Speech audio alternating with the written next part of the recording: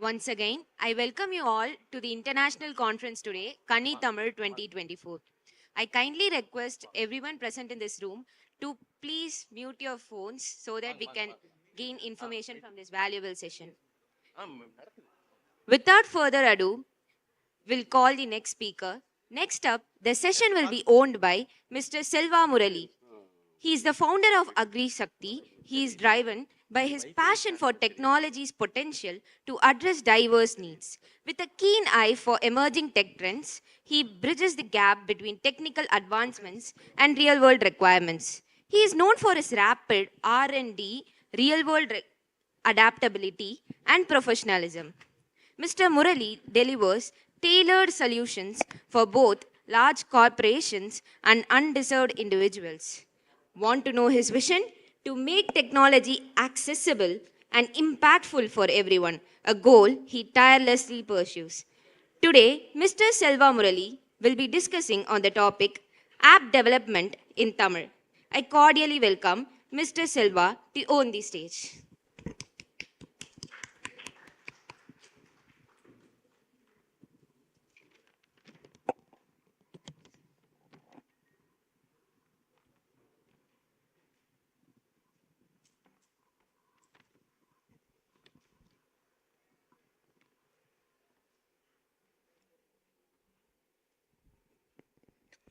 அனைவருக்கும் வணக்கம். வணக்கத்தை கொஞ்சம் சவுண்டாக கூட சொல்லலாம்னு நினைக்கிறேன். எல்லாமே கம்ப்யூட்டர் சயின்ஸ் ஸ்டூடெண்ட்ஸ் தானே? மொபைல் ஆப் எத்தனை பேருக்கு தெரியும்? நம்ம ஃபார்மாலிட்டிஸ்லாம் இல்லை, அப்படியே ஸ்ட்ரைட்டாக செஷனுக்கு போயிடலாம்னு நினைக்கிறேன். ஸோ இன்றைக்கி வந்து ஒரு டாபிக் வந்து நம்ம கவர் பண்ண போகிறோம். டாபிக் அப்படின்னா மொபைல் ஆப் டெவலப்மெண்ட்டை பற்றி உங்கள் எல்லாத்துக்குமே தெரியும். ஆனால் அதில் இருக்கக்கூடிய அடிப்படை விஷயங்கள் என்ன, அதை வந்து இன்னும் எப்படிலாம் வந்து அதிகப்படுத்தலாம், அதை வந்து எப்படிலாம் மேம்படுத்தலாம் அப்படின்றத பற்றி தான் நான் உங்களுக்கு என்னோடய ஐடியாவை, என்னோடய அனுபவத்தை வந்து உங்கள் கூட பகிர்ந்துக்க போகிறேன். அவ்வளோதான். ஓகேவா? இது வந்து உங்களுக்கு ரொம்ப பயனுள்ளதாக இருக்கும். ஏன்னா 12 வருஷமாக வந்து நாங்கள் மொபைல் ஆப் டெவலப்மெண்ட்டில் இருந்துகிட்டே இருக்கோம். ஸோ ஒவ்வொரு வகையிலையும் ஒவ்வொரு ஆப் வந்து டெவலப் பண்ணிகிட்டே இருக்கோம். இது வரைக்கும் நாங்கள் உருவாக்கின ஆப் வந்து பார்த்திங்கன்னா நிறைய ஆப். ஆனால் அது வந்து எதெல்லாம் காலத்துக்கு ஏற்ற மாதிரி நிற்கிது, இதெல்லாம் காலத்துக்கு ஏற்ற மாதிரி வந்து அப்டேட் பண்ணிகிட்டே இருக்கோம் அப்படின்னா அந்த மாதிரி விஷயங்கள் நிறைய இருக்குது. ஸோ அதெல்லாம் உங்கள்கிட்ட சொல்கிறப்ப வந்து நீங்கள் எங்கள் அனுபவத்திலேருந்து இன்னும் நீங்கள் தெரிஞ்சுட்டு இன்னும் அடுத்த லெவலில் நீங்கள் ஃபோக்கஸ் பண்ணுறதுக்கு அது இன்னும் ஈஸியாக இருக்கும். ஸோ அதுக்காக இன்றைக்கி வந்து என்னோடய அனுபவத்தை தான் உங்கள்கிட்ட பகிர்ந்துக்க போகிறேன். என்னெல்லாம் இருக்குது அப்படின்னு நம்ம பார்ப்போம். Sir presentation sir, power point change முன்னாடி போயிடுங்க.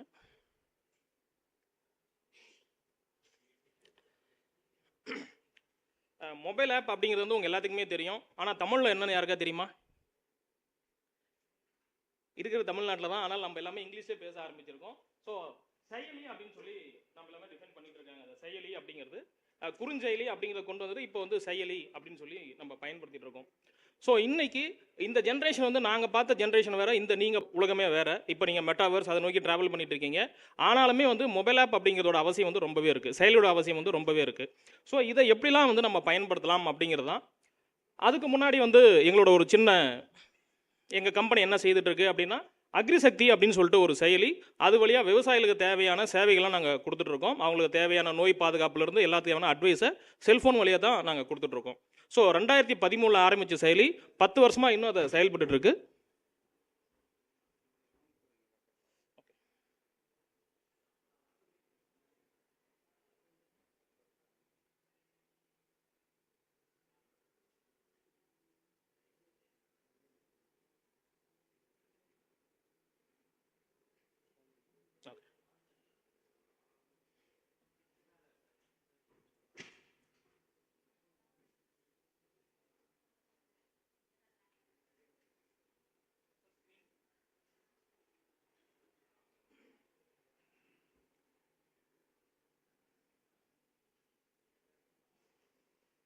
ஸோ விவசாயிகளுக்கு தேவையான சேவைகளை வந்து நாங்கள் கொடுத்துட்ருக்கோம். இதுக்கு கீழே வந்து நிறைய சின்ன சின்னதாக வந்து டெக்னாலஜிக்கு ஏற்ற மாதிரி வந்து வந்து காலத்துக்கு ஏற்ற மாதிரி நாங்கள் நிறைய மாற்றங்களை செய்துட்டு இருக்கோம். ஸோ அதில் வந்து பார்த்தீங்க அப்படின்னா வந்து அக்ரிசக்தி அங்காடின்னு ஒன்று இருக்குது. கோமார்ட் அப்படிங்கிறது பார்த்தீங்கன்னா கால்நடைகளுக்கு ஒரு நோய் வந்துச்சு அப்படின்னா வந்து மருத்துவர் அணுகிறது ரொம்ப சிரமமாக இருக்குது. ஸோ அப்போ அந்த நோயை மட்டும் என்ன வகையான நோயை அணுகிறதுக்காக வந்து நாங்கள் வந்து ஒரு செயற்கை நுண்ணறிவை வச்சு ஒரு செயலியை உருவாக்கியிருக்கோம், கோமார்ட் அப்படிங்கிறது. ஸோ இதை வச்சு நிறைய சொல்லலாம், பட் வந்து நம்ம போக போக ஒவ்வொன்றா அதை தெரிஞ்சுக்கலாம்.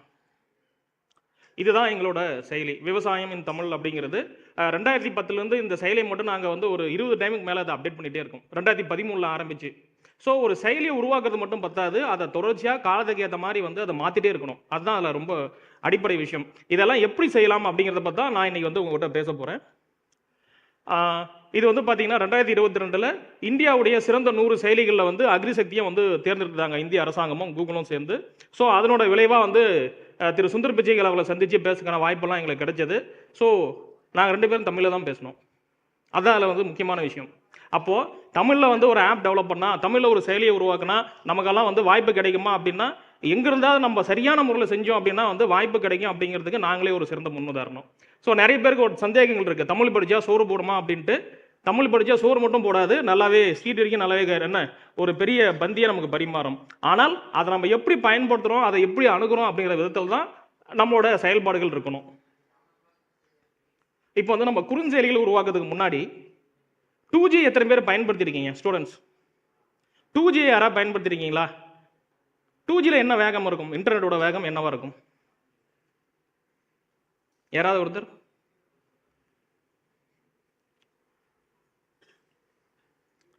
இன்னைக்கு நம்ம இதெல்லாம் கவர் பண்ண போறோம். என்னென்ன கவர்? தமிழ் படிச்சா சோறு போடுமா அப்படிங்கிறது, திரைமாறும் உலகம் அப்படிங்கிறத வந்து ஸ்க்ரீன் வந்து மாறிட்டே இருக்கு. முதல்ல நம்ம வந்து கம்ப்யூட்டர் பெரிய ஸ்க்ரீனில் பார்த்தோம், அப்புறம் வந்து 22 இன்ச்சு மானிட்டரில் பார்த்தோம், டேப்லெட்டில் பார்த்தோம், இப்போ செல்ஃபோனில் பார்த்துட்டு இருக்கோம். அப்போது இந்த தகவல் வந்து எப்படிலாம் மாறிட்டே இருக்கு. நீங்கள் வந்து இவ்வளோ பெரிய தகவலை நிறைய தகவல் கொடுப்பீங்க பார்க்கலாம், ஆனால் இந்த செல்ஃபோனில் வந்து நீங்கள் வந்து கண்டென்ட்டை கொடுக்கணும் அப்படின்னா அதுக்கு வந்து கண்டென்ட் ரைட்டிங் வந்து ஒரு பெரிய ஸ்கில். அப்போ அதை வந்து நீங்கள் எப்படி உங்களை தயார்படுத்திக்கணும், அந்த கண்டென்ட்டுக்குள்ளே அந்த திரைக்குள்ளே நீங்கள் சொல்ல வேண்டிய விஷயத்த சொல்லலை அப்படின்னா அது வந்து மிஸ் ஆகிடும். அப்போ வந்து அதுக்கேற்ற மாதிரி வந்து உங்கள் வடிவமைப்பை வந்து நீங்கள் சரியாக பயன்படுத்தணும். தமிழ் வந்து ஒரு வர்த்தக மொழியாக மாறுமா? எல்லா இடத்துலையும் ஆங்கிலம் இருக்குது. யாராவது ஒருத்தர் புதுசாக ஆப் டெவலப் பண்ணுறாங்க, சியில் ப்ரோக்ராம் பண்ணுறீங்க, பைத்தானில் ப்ரோக்ராம் பண்ணுறீங்க, ஆனால் எங்கேயா தமிழில் இருக்கா? அப்போ அதெல்லாம் வந்து நாம் ஏன் உருவாக்கலை? ஸோ இதெல்லாம் வந்து இன்னைக்கு நம்ம பார்க்குறோம். உங்களை யார் ஸ்மார்ட் ஸ்டூடெண்ட்? உங்களை வந்து ஸ்டூடெண்ட்னு சொன்னால் பிடிக்குமா, ஸ்மார்ட் ஸ்டூடெண்ட்னு சொன்னால் பிடிக்குமா? கொஞ்சம் சத்தமாகவே பேசலாம். உங்களை ஸ்டூடெண்ட்னு சொன்னால் பிடிக்குமா, உங்களை ஸ்மார்ட் ஸ்டூடெண்ட் அப்படின்னு சொன்னால் உங்களுக்கு பிடிக்குமா? அந்த ஸ்மார்ட்னா என்ன?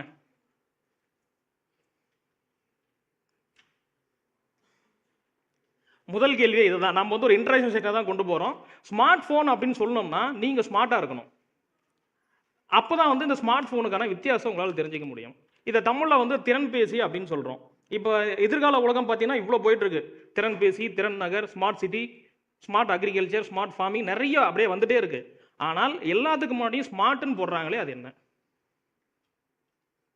இதுக்கு பதில் தெரியணும்னா நீங்கள் ஸ்மார்ட்டான்னு தெரிஞ்சுக்கணும். அப்போ ஸ்மார்ட் இருக்குன்னா அதுக்கு சாதாரண ஸ்டூடெண்ட்டுக்கும் ஸ்மார்ட் ஸ்டூடெண்ட்டுக்குமான வித்தியாசம் என்னன்னு உங்களுக்கு தெரிஞ்சது அப்படின்னா இதுக்கான பதில் உங்களுக்கு ஈஸியாக கிடைச்சிடும். யாராவது சொல்ல முடியுமா? புரியல.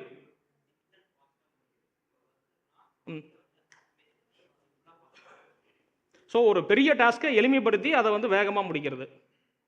சிறப்பு, அவர் கைத்தட்டலாம்னு நினைக்கிறேன்.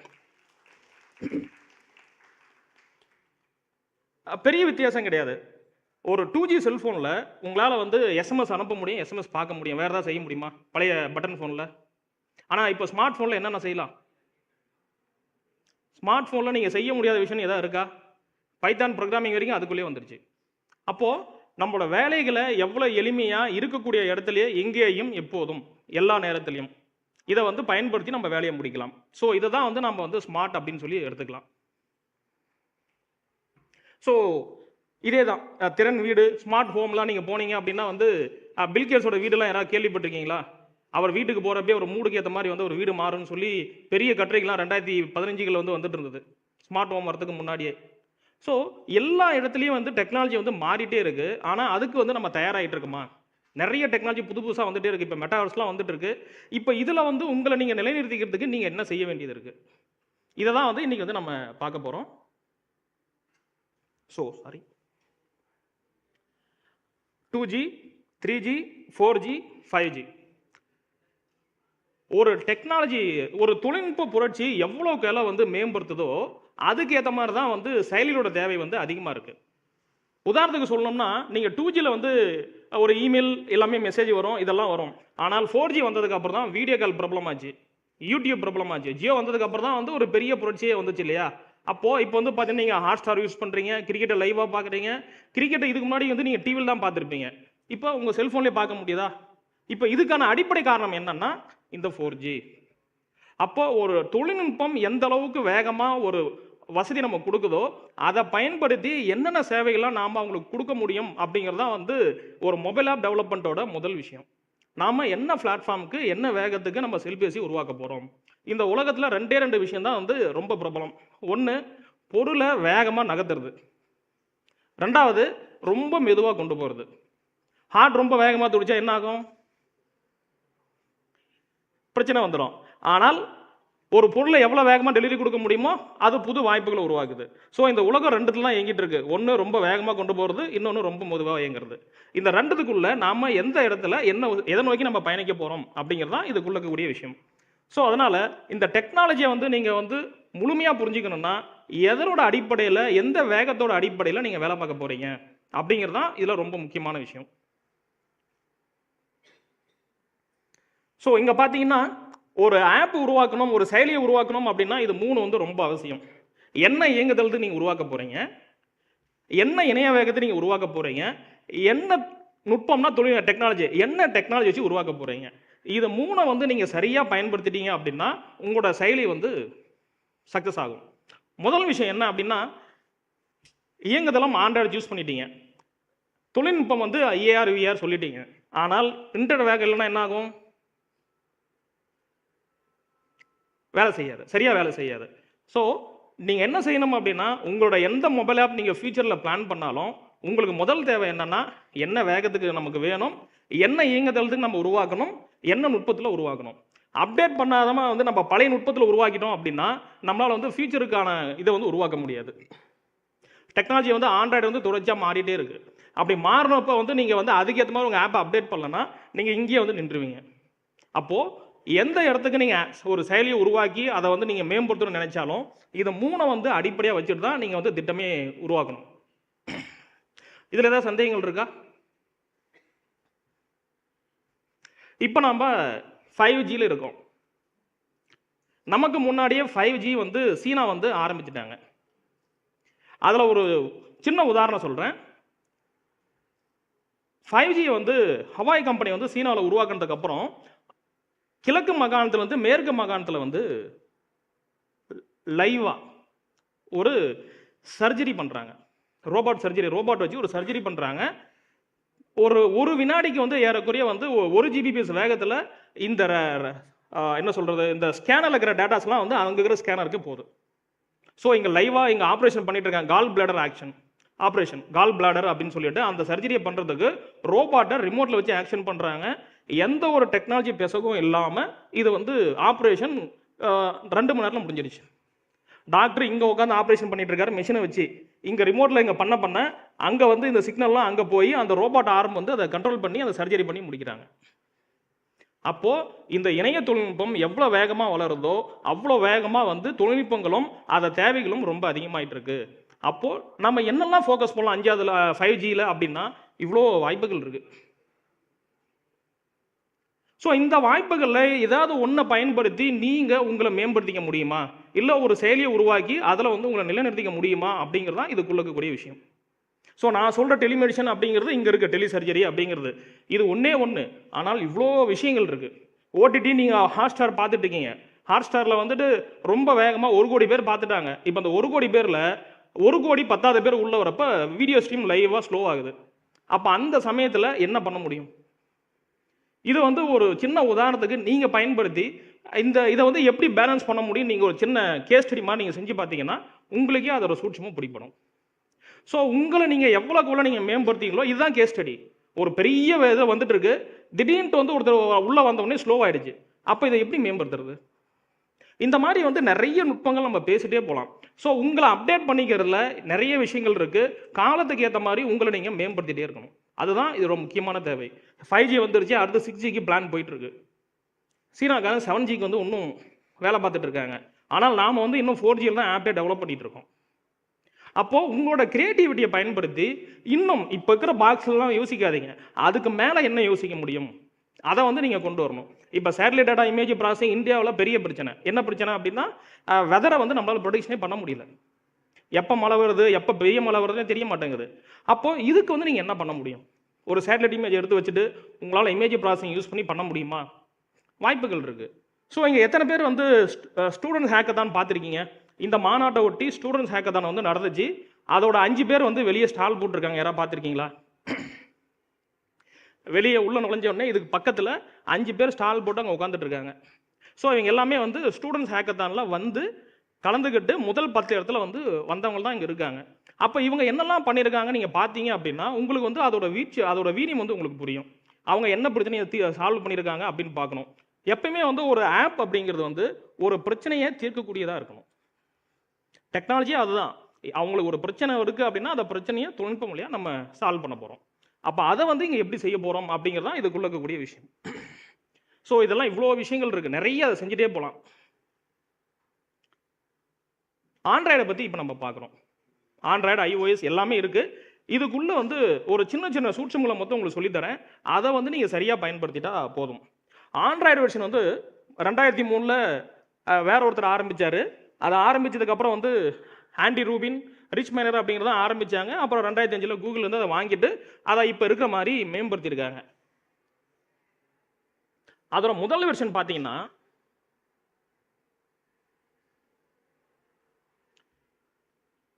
மல்டி கோர் சப்போர்ட்லாம் கிடையாது. இப்போ வந்து நம்ம வந்து ஆக்டோ கோர் நிறைய பேசிட்டே இருக்கோம். ஆனால் முதல்ல வந்து ஆண்ட்ராய்டில் வந்து சின்ன வெர்ஷன் தான் இருந்துச்சு. அதில் வந்து பார்த்தீங்கன்னா wifi connectivity, Bluetooth, wifi direct. இந்த வைஃபை டைரக்ட் அப்படிங்கிறத நீங்கள் எல்லாமே பயன்படுத்திட்டீங்க. யாராவது அதோட பேரை சொல்ல முடியுமா? வைஃபை டைரக்ட் ஃபைல் டிரான்ஸ்ஃபருக்கு நீங்கள் எல்லாமே பயன்படுத்துறீங்க. யாராவது ஒருத்தர் சொல்ல முடியுமா? Wifi direct. ஷேர் இட் எத்தனை பேருக்கு தெரியும்? ஷேர் இட் இப்போ இருக்கக்கூடிய எல்லா ஃபைல் டிரான்ஸ்ஃபர் அப்ளிகேஷனோட பேக்கெண்ட்ல இருக்கிறது அந்த வைஃபை டைரக்ட் அப்படிங்கிறது. இது வருஷம் வந்து 2010 வந்துச்சு. இதை பயன்படுத்தி நாங்கள் வந்து என்ன பண்ணோம் அப்படின்னா வந்து ஒரு POS பிரிண்டருக்கு இந்த வைஃபை டைரக்ட் வழியாக ஆண்ட்ராய்டுக்கு வந்து நாங்கள் கனெக்ட் பண்ணி விட்டோம்.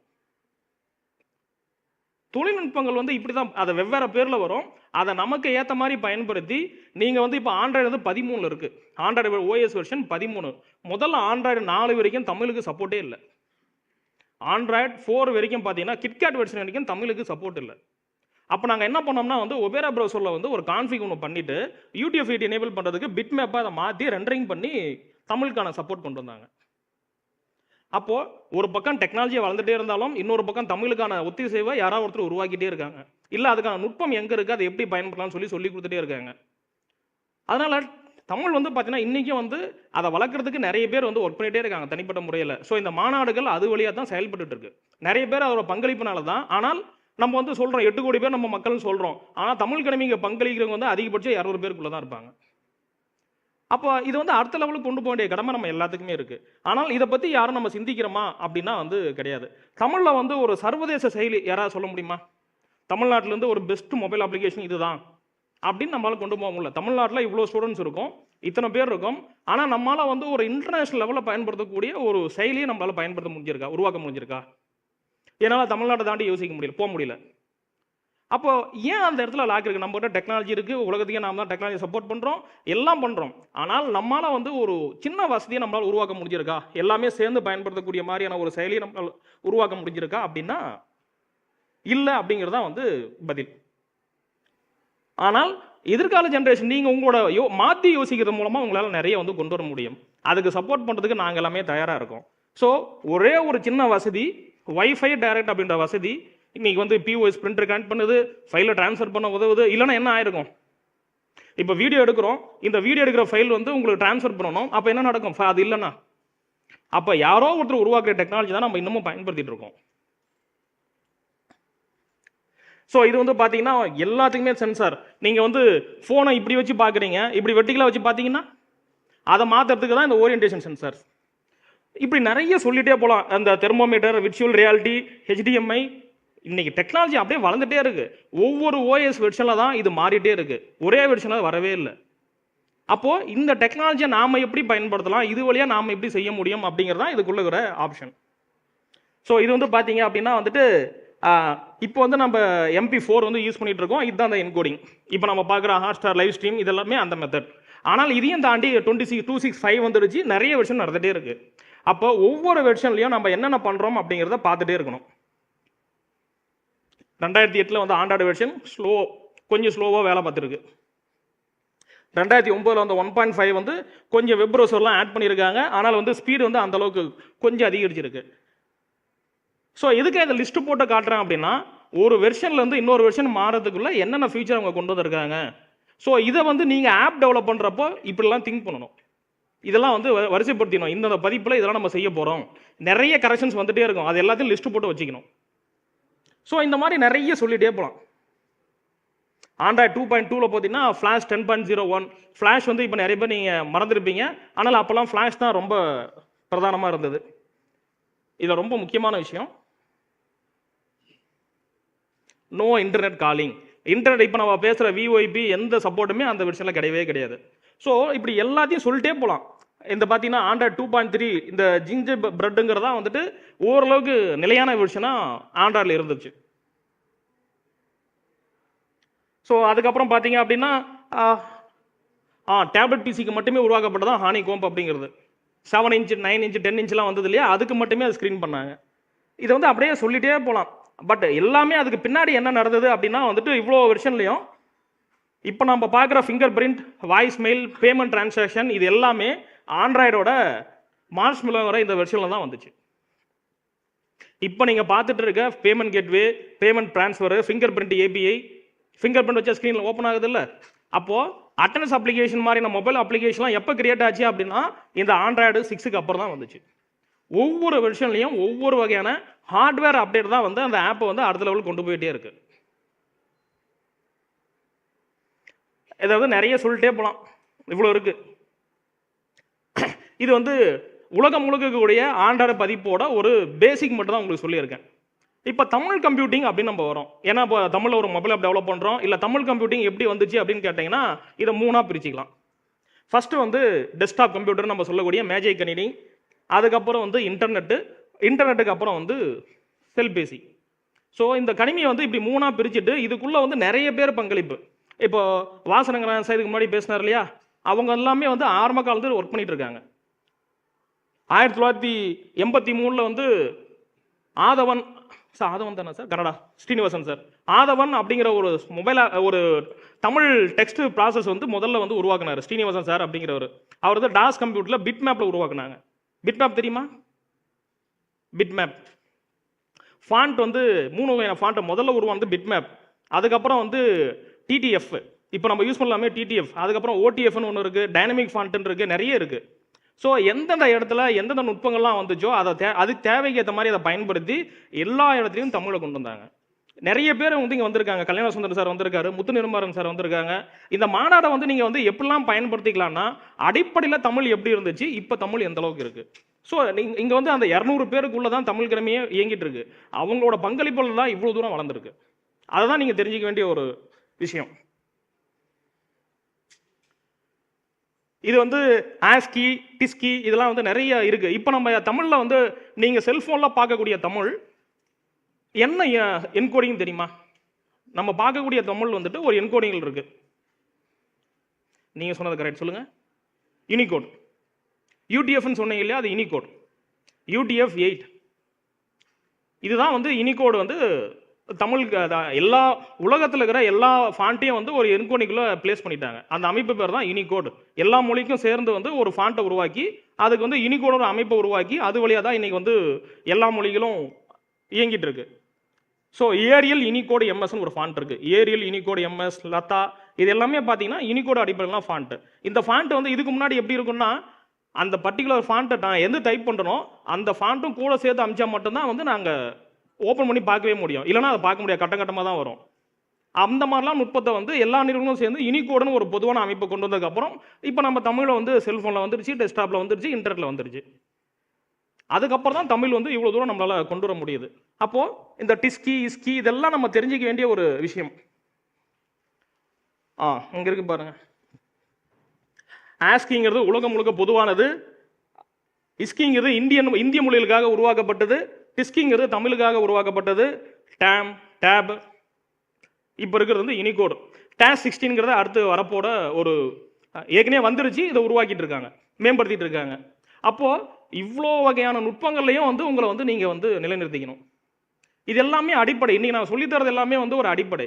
இந்த அடிப்படையெல்லாம் தெரிஞ்சுக்கிட்டு தான் நீங்கள் வந்து தமிழுக்கான ஒரு ஆப் டெவலப்மெண்ட்டோ இல்லை வந்து நீங்கள் என்ன ஆப் டெவலப்மெண்ட் எங்கே போனாலும் இதெல்லாம் ஒரு அடிப்படை. இந்த அடிப்படையை தெரிஞ்சுக்கிட்டு தான் நீங்கள் வந்து அடுத்தே வந்து நீங்கள் போகணும்.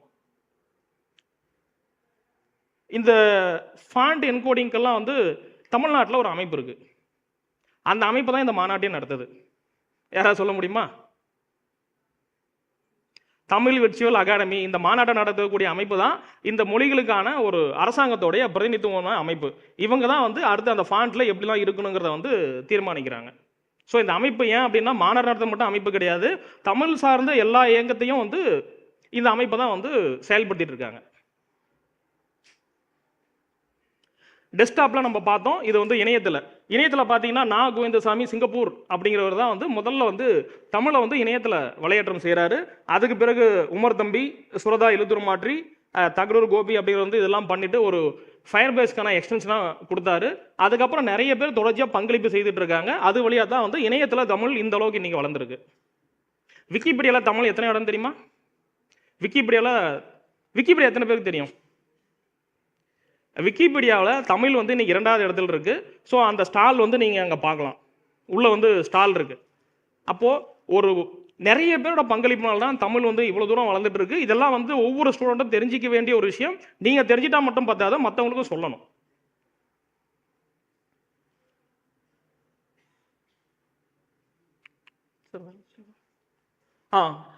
அடுத்தது கைபேசி. முதல்ல வந்து ஐஃபோன், ஐபேடில் வந்து முரசு நெடுமாறன் சார் உருவாக்கிய செல்லினம் வந்து வந்தது. அதுக்கப்புறம் வந்து இந்த தமிழ் விசை அப்படின்னு சொல்லிட்டு முகுந்த் டீம் கலப்பைன்னு சொல்லிட்டு முதல்ல ஒரு ஆப் வந்து உருவாக்கி இலவசமாக கொடுத்ததே வந்து இவங்க தான். இவங்க கொடுத்ததுக்கு அப்புறம் தான் இன்றைக்கி வந்து நிறைய பேர் வந்து தமிழ் தட்டி செய்யறதுக்குலாம் வந்தாங்க. ஸோ அது வரைக்கும் வந்து அது காசு கொடுத்தா வாங்க வேண்டிய ஒரு கட்டாயம் இருந்தது. ஆனால் இந்த அமைப்பு தான் என்ன பண்ணாங்கன்னா, தமிழா அப்படிங்கிற குழுவினர் தான் என்ன பண்ணாங்கன்னா, இந்த மென்பொருளை இலவசமாக கொடுத்ததுக்கு அப்புறம் தான் நிறைய பேர் தமிழ் தட்டச்சே செஞ்சாங்க. இன்னைக்கு நவீன Tamil, ICR intelligent character recognition, OCR நிறைய வந்தாச்சு. முனைவர் கிருஷ்ணமூர்த்தியும் வந்து அங்கே ஸ்டால் போட்டிருக்காங்க. இந்த தமிழ் கம்ப்யூட்டிங்கில் யாரெல்லாம் சங்ககாலம், நம்ம வந்து சங்ககாலம்னு சொல்கிறோம்ல, தமிழ் இன்டர்நெட்டோட சங்க காலத்தில் வந்து யாரெல்லாம் வேலை பார்த்தாங்களோ அவங்க எல்லாம் இந்த மாநாட்டுக்கு வந்திருக்காங்க. நீங்கள் அந்த ஸ்டால் எல்லாத்துலேயும் பார்த்தீங்கன்னா நீங்கள் எல்லாத்தையுமே தெரிஞ்சுக்கலாம். அவ்வளோ விஷயங்கள் இதுக்குள்ளே இருக்குது. ஏன் அந்த விஷயங்கள் இருக்குன்னா, இவங்களோட அனுபவத்தில் வந்து நீங்கள் பின்னாடி ஏதாவது ஒரு பிரச்சனைக்கு நீங்கள் ஒரு டெவலப்மெண்ட் பண்ணணும் அப்படின்னு நீங்கள் நினச்சிங்கன்னா இவங்க கிட்ட கிடைக்கக்கூடிய அனுபவம் மூலமா அது உங்களுக்கு உதவியா இருக்கும். நிறைய பேருக்கு ஒரு சந்தேகம் இருக்கு.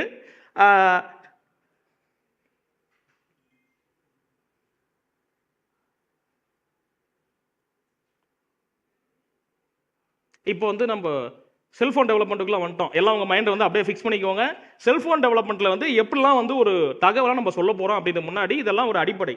முதல்ல வந்து நம்ம சொல்ல வந்ததை வந்து ஒளியில் சொன்னாங்க. அதுக்கப்புறம் வந்து பாறையில் எழுதி வச்சாங்க. அதுக்கப்புறம் ஓலைச்சுவடி, தாள், கணினி, செல்பேசி. அடுத்து தஞ்சாவூர் கோயில் கல்வெட்டில் பார்த்தீங்கன்னா வந்து ஒரு கல்வெட்டு வந்து 3 வரிக்கு வந்து எவ்வளோ பெருசு போகும்? ஒரு பெரிய கல் வந்து அப்படியே எழுதி வச்சுருப்பாங்களா? அதுலேருந்து அப்படியே சுருக்கி அதை வந்து நீங்கள் செல்ஃபோனில் பார்க்குறோமா? அப்போ இதெல்லாம் எப்படி சாத்தியமாச்சு? பாறைகள்லேருந்து ஓலைச்சுவடிக்கு வந்து மாற்றணுன்ற எண்ணம் யாருக்கு உருவாயிருக்கும்? எப்படி இதை எழுதியிருப்பாங்க? அதுக்கப்புறம் தாமிரத்துலாம் எழுத ஆரம்பித்தாங்க பட்டயத்தில். அதுக்கப்புறம் வந்து ஓலைச்சுவடி வந்து தாளுக்கு வந்துச்சு. இதை எங்கேயோ ஒருத்தர் உருவாக்கியிருக்காங்கல்ல, அந்த உருவாக்குனருக்கு வந்து எப்படி இதை தோன்றி இருக்கும்? இதுதான் நம்மளோட கிரியேட்டிவிட்டி. அந்த மாதிரி நம்ம யோசிச்சோம்னா நமக்கும் புதுசாக ஏதாவது ஐடியா கிடைக்கும்.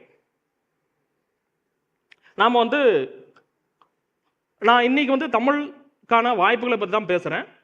தமிழுக்கான வாய்ப்புகள் அப்படின்னு இருக்கிறப்போ தமிழுக்கு ஒரு சந்தை இருந்தால் தான் அங்கே வந்து ஒரு ஆப்பை நம்ம டெவலப் பண்ணி சக்ஸஸ் பண்ண முடியும். ஆனால் நிஜமாவே தமிழுக்கு சந்தைகள் இருக்கா? ஸ்டூடெண்ட்ஸ் யாராவது சொல்லலாம். தமிழுக்கு நிஜமாவே சந்தை இருக்கா?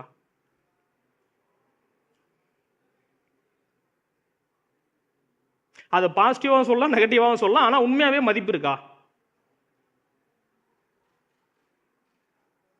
நிச்சயமா இருக்கு.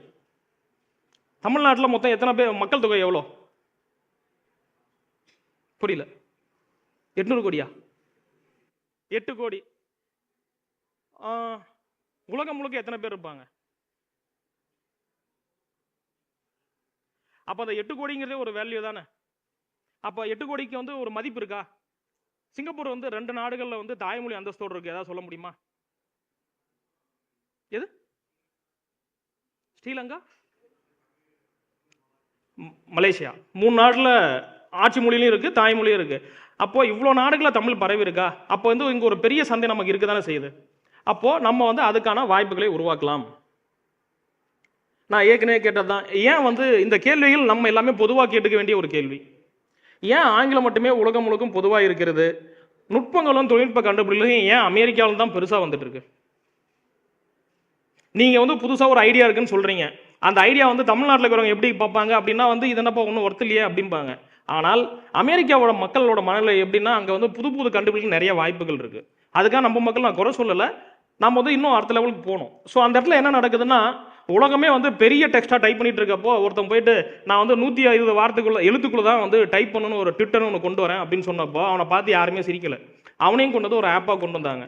இன்னைக்கு டெக்ஸ்ட் என்ஜினுக்கான ஏஐ ப்ராசஸ் எல்லாமே வந்து ட்விட்டர் வழியாக தான் நடந்துட்டு இருக்கு. அப்போ அதுக்கான வாய்ப்புகள்லாம் எப்படி வருது அப்படின்னு பார்க்குறப்ப வந்து நம்ம மைண்டை வந்து என்டர்பிரினர்ஷிப் மைண்டுக்கு வந்து மாற்ற வேண்டிய அவசியம் நமக்கு இருக்கு. நிறைய சொல்லலாம். உலகம் முழுக்க பெரிய பெரிய கண்டுபிடிலாம் அமெரிக்காவில் தான் வந்துட்டு இருக்கு. நம்ம ஊர்ல இருந்து ஏன் வரல?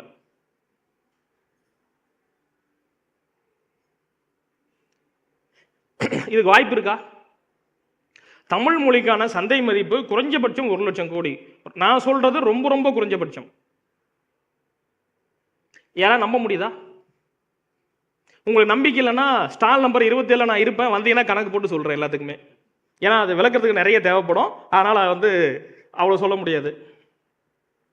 தமிழகத்தில் 8 கோடி மக்கள் இருக்காங்க, கூட வந்து 32 நாடுகளில் தமிழ் மக்கள் பரவி இருக்காங்க. சரியா? அப்போ நமக்கான சந்தை இருக்கா இல்லையா?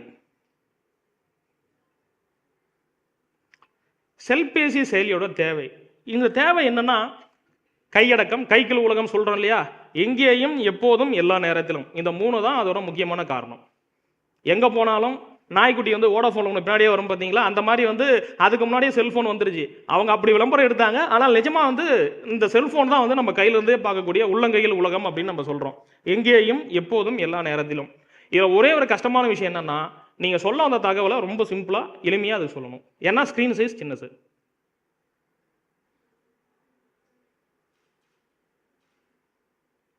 இது வந்து கூகுள் நிறுவனம் வந்து வெளியிட்ட ஒரு அறிக்கை.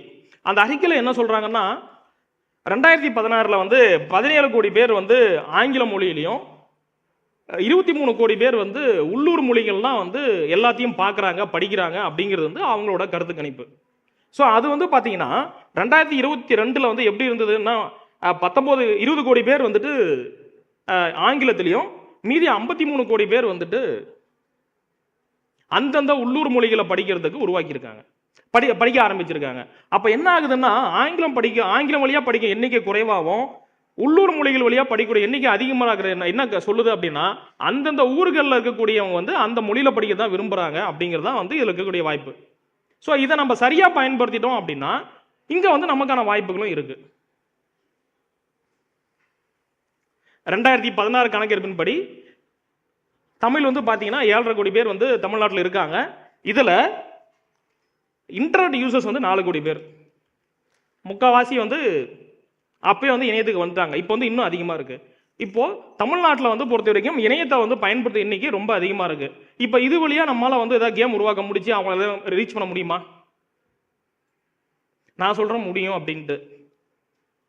எல்லாமே வந்து டெம்பிள் ரன் எல்லாமே சொல்றாங்கல்ல, கேம் நிறைய கேம் சொல்றாங்க, இப்போ எல்லாமே பண்ணிட்டு இருக்கீங்க. மல்டிபிளேயர் கேம் வரைக்கும் இருக்கு. ஆனால் இந்த மொழிகளுக்கெல்லாம் முக்கிய காரணம் எப்படி இருக்குன்னா நம்ம ஊர்ல தான் ஏகப்பட்ட கதைகள் இருக்கு. தாத்தா பாட்டி கதை, 7 கடல் தாண்டி 7 மலை தாண்டி எவ்வளோ விஷயங்கள் இருக்கு. ஆனா இதெல்லாம் நம்ம பயன்படுத்தி யாராவது ஒரு செயலியை உருவாக்கி இருக்குமா? ஏன் இதில் நிறைய வாய்ப்புகள் இருக்குது. அந்த வாய்ப்புகள் நம்ம வந்து தவற விட அந்த சந்தையை வந்து நம்மளை விட்டு தள்ளி தள்ளி போயிட்டுருக்கு. அப்போ இதெல்லாமே வந்து ஸ்டூடெண்ட் கிட்ட வந்து நாங்கள் சொல்ல வேண்டிய காரணம் ஏன் அப்படின்னா, நீங்கள் உங்களோட அறிவை பயன்படுத்தி இன்னும் விலாசமாக நீங்கள் ஏதாவது புதுசாக முயற்சி எடுக்கணும்னு நினைக்கிறப்போ இதை ஒரு வாய்ப்பாக பயன்படுத்தி நீங்களும் இந்த மாதிரியான கேம் உருவாக்கலாம். இப்போ வந்து அந்த அவதார படத்தில் வந்து ஒரே ஒரு மரத்தை சுற்றி தான் எல்லா கதையும் நடக்கும். நம்ம ஊரில் அதான் நடந்துட்டு இருக்கு இல்லையா? மரத்தை சுற்றி தான் விளையாடிட்டு இருப்போம். நான் பெரும்பாலான பேர் வந்து நீங்கள் நகரத்தில் இருக்கீங்க, ஆனால் கிராமத்தில் வந்து ஒரு மரத்தை சுற்றி தான் எல்லாமே இருக்கும். மரத்துக்கு கீழ் தான் கோயில் இருக்கும், மரத்துக்கு கீழ் தான் நாட்டாம தீர்ப்பு சொல்லுவார், படத்தில் பார்த்துருப்பீங்க. அப்போ இவ்வளோ விஷயங்கள் இருக்கிறப்ப நம்மளால் வந்து ஏன் உன்னை உருவாக்க முடியல? இதை தான் வந்து உங்ககிட்ட நான் பகிர்ந்துக்கணும் அப்படின்னு சொல்லி நினைக்கிறேன். ஏன் அப்படின்னா இவ்வளோ வாய்ப்புகள் இருக்குது, ஆனால் நம்ம யாருமே அதை சரியாக பயன்படுத்திக்கிறது இல்லை அப்படிங்கிறது தான் வந்து ஒரு ஆதங்கம். இன்னும் தமிழோட பயன்பாடு வந்து பார்த்தீங்கன்னா 2016 கணக்கெடுப்படி தமிழ்நாட்டில் தான் வந்து 42% பேர் இணையத்தை யூஸ் பண்ணிட்டு இருக்காங்க மொத்த மக்கள் தொகையில். எவ்வளோ பெரிய ரீச் இது! அப்போ இத்தனை பேர் அதிகமாக யூஸ் பண்ண ஆரம்பித்தோம், வேற எங்கேயோ போய் பயன்படுத்திட்டு இருக்காங்க அப்படிங்கிறது தான் ஒரு விஷயம். அப்போ அவங்களுக்கு நம்ம ஆப் ஒன்று டெவலப் பண்ணி அதை மக்களுக்கு கொண்டு போய் சேர்க்கலையா அப்படிங்கிறது ஒரு கேள்வி இருக்கு. இப்போ நான் சொன்னதுதான் ஹாலிவுட் கதைகள், அலைபேசிகள், விளையாட்டுகள் எல்லாமே பார்த்தீங்கன்னா வந்துட்டு வெளிநாட்டுக்காரன் தான் யூஸ் பண்ணிட்டு இருக்கோம். ஆனால் அதோட பாரம்பரியம் ஏதோ ஒரு இடத்துல வந்து தமிழ்நாட்டிலிருந்தோ இந்தியாவிலிருந்தோ இருக்கும். இப்போ சோட்டா பீம்னு ஒரு கேம் ஒன்று வச்சு இந்தியாவில் உருவாக்கிட்டு இருக்காங்க. நாம கூட மோட்டா பீம்னு வச்சு பண்ணலாம் இல்லையா? தப்பு இல்லையே. சோட்டா பீம்ங்கிறப்ப மோட்டா பீம்னு ஒன்று இருக்கக்கூடாதா? இவ்வளோதான் விஷயம். ஸோ இந்த மாதிரி விஷயங்களை வந்து நம்ம வந்து உருவாக்க ஆரம்பித்தோம் அப்படின்னா அதுக்கான மதிப்பு கண்டிப்பாக கூடும். எதுவுமே ஒரே நேரத்தில் நம்ம சக்ஸஸ் பண்ண முடியாது. இதுக்கு மேலே வரக்கூடிய செஷன் வந்து ரொம்ப முக்கியமான செஷன். ஆப் டெவலப்மெண்ட்டுக்கு உள்ளே போகிறோம். எனக்கு கோடிங் தெரியும், நான் பண்ணுவேன். எனக்கு கோடிங்கே தெரியாது, நான் என்ன பண்ணுவேன்? இதை தான் இப்போ நான் வந்து உங்களுக்கு சொல்ல போகிறேன். இதை வந்து நீங்கள் நோட் பண்ணுறத கூட நோட் பண்ணிக்கலாம், ரொம்ப பயனுள்ளதாக இருக்கும். தமிழுக்கு வந்து இவ்வளோ வாய்ப்புகள் இருக்கு. 42% அதிகமான பயன்பாடு. 28% தமிழர்கள் இன்னமும் வந்து இணையத்தை பயன்படுத்தாமல் இருக்காங்க. ஸோ 32 நாடுகளில் பரவல தமிழ் மக்கள் தொழில் முனைவு. நான் ஏற்கனவே கேட்டதான், உலக அளவில் வந்து எல்லாமே பயன்படுத்தக்கூடிய ஒரு செயலி எது அப்படின்னா இப்போதைக்கு எல்லா செல்ஃபோன்லையும் செல்லினம் இருக்கு. தமிழ் டைப் பண்ணுறதுக்கு செல்லினம் வச்சிருக்காங்க. முருசன் நெடுமாறன் சார் இங்கே தான் இருக்காரு, நீங்கள் அவரையும் மீட் பண்ணி பேசலாம். அவர் தான் அதை உருவாக்கியிருக்காரு. ஸோ உலகம் முழுக்க இருக்கக்கூடிய அதிகமான செயல்பாட்டில் வந்து இதெல்லாம் இருக்குது.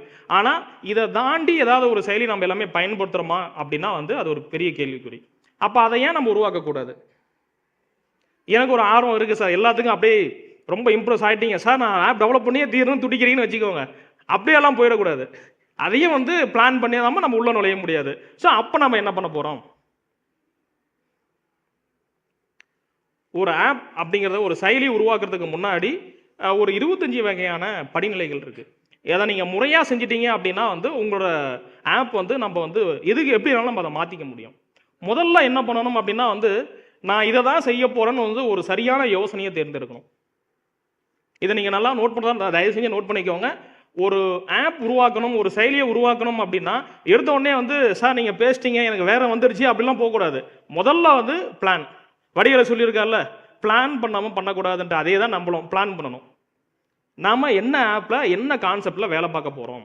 அப்போ அந்த வேலையை வந்து முதல்ல வந்து யோசனையை தேர்ந்தெடுத்துட்டு நிஜமாலுமே அதுக்கான தேவை இருக்கா அப்படிங்கிறத உறுதி செய்யணும்.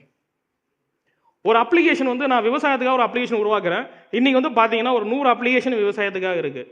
இதோட சிறப்பம்சங்கள் என்னன்னு பார்த்தீங்க அப்படின்னா நாங்கள் செய்கிற மாதிரி தான் இருக்கும். அப்போ என்ன ஆனால் அவன் டைம் வந்து வேஸ்ட் ஆகும். அப்போ இந்த மாதிரி வேறு என்னெல்லாம் செய்ய முடியும்?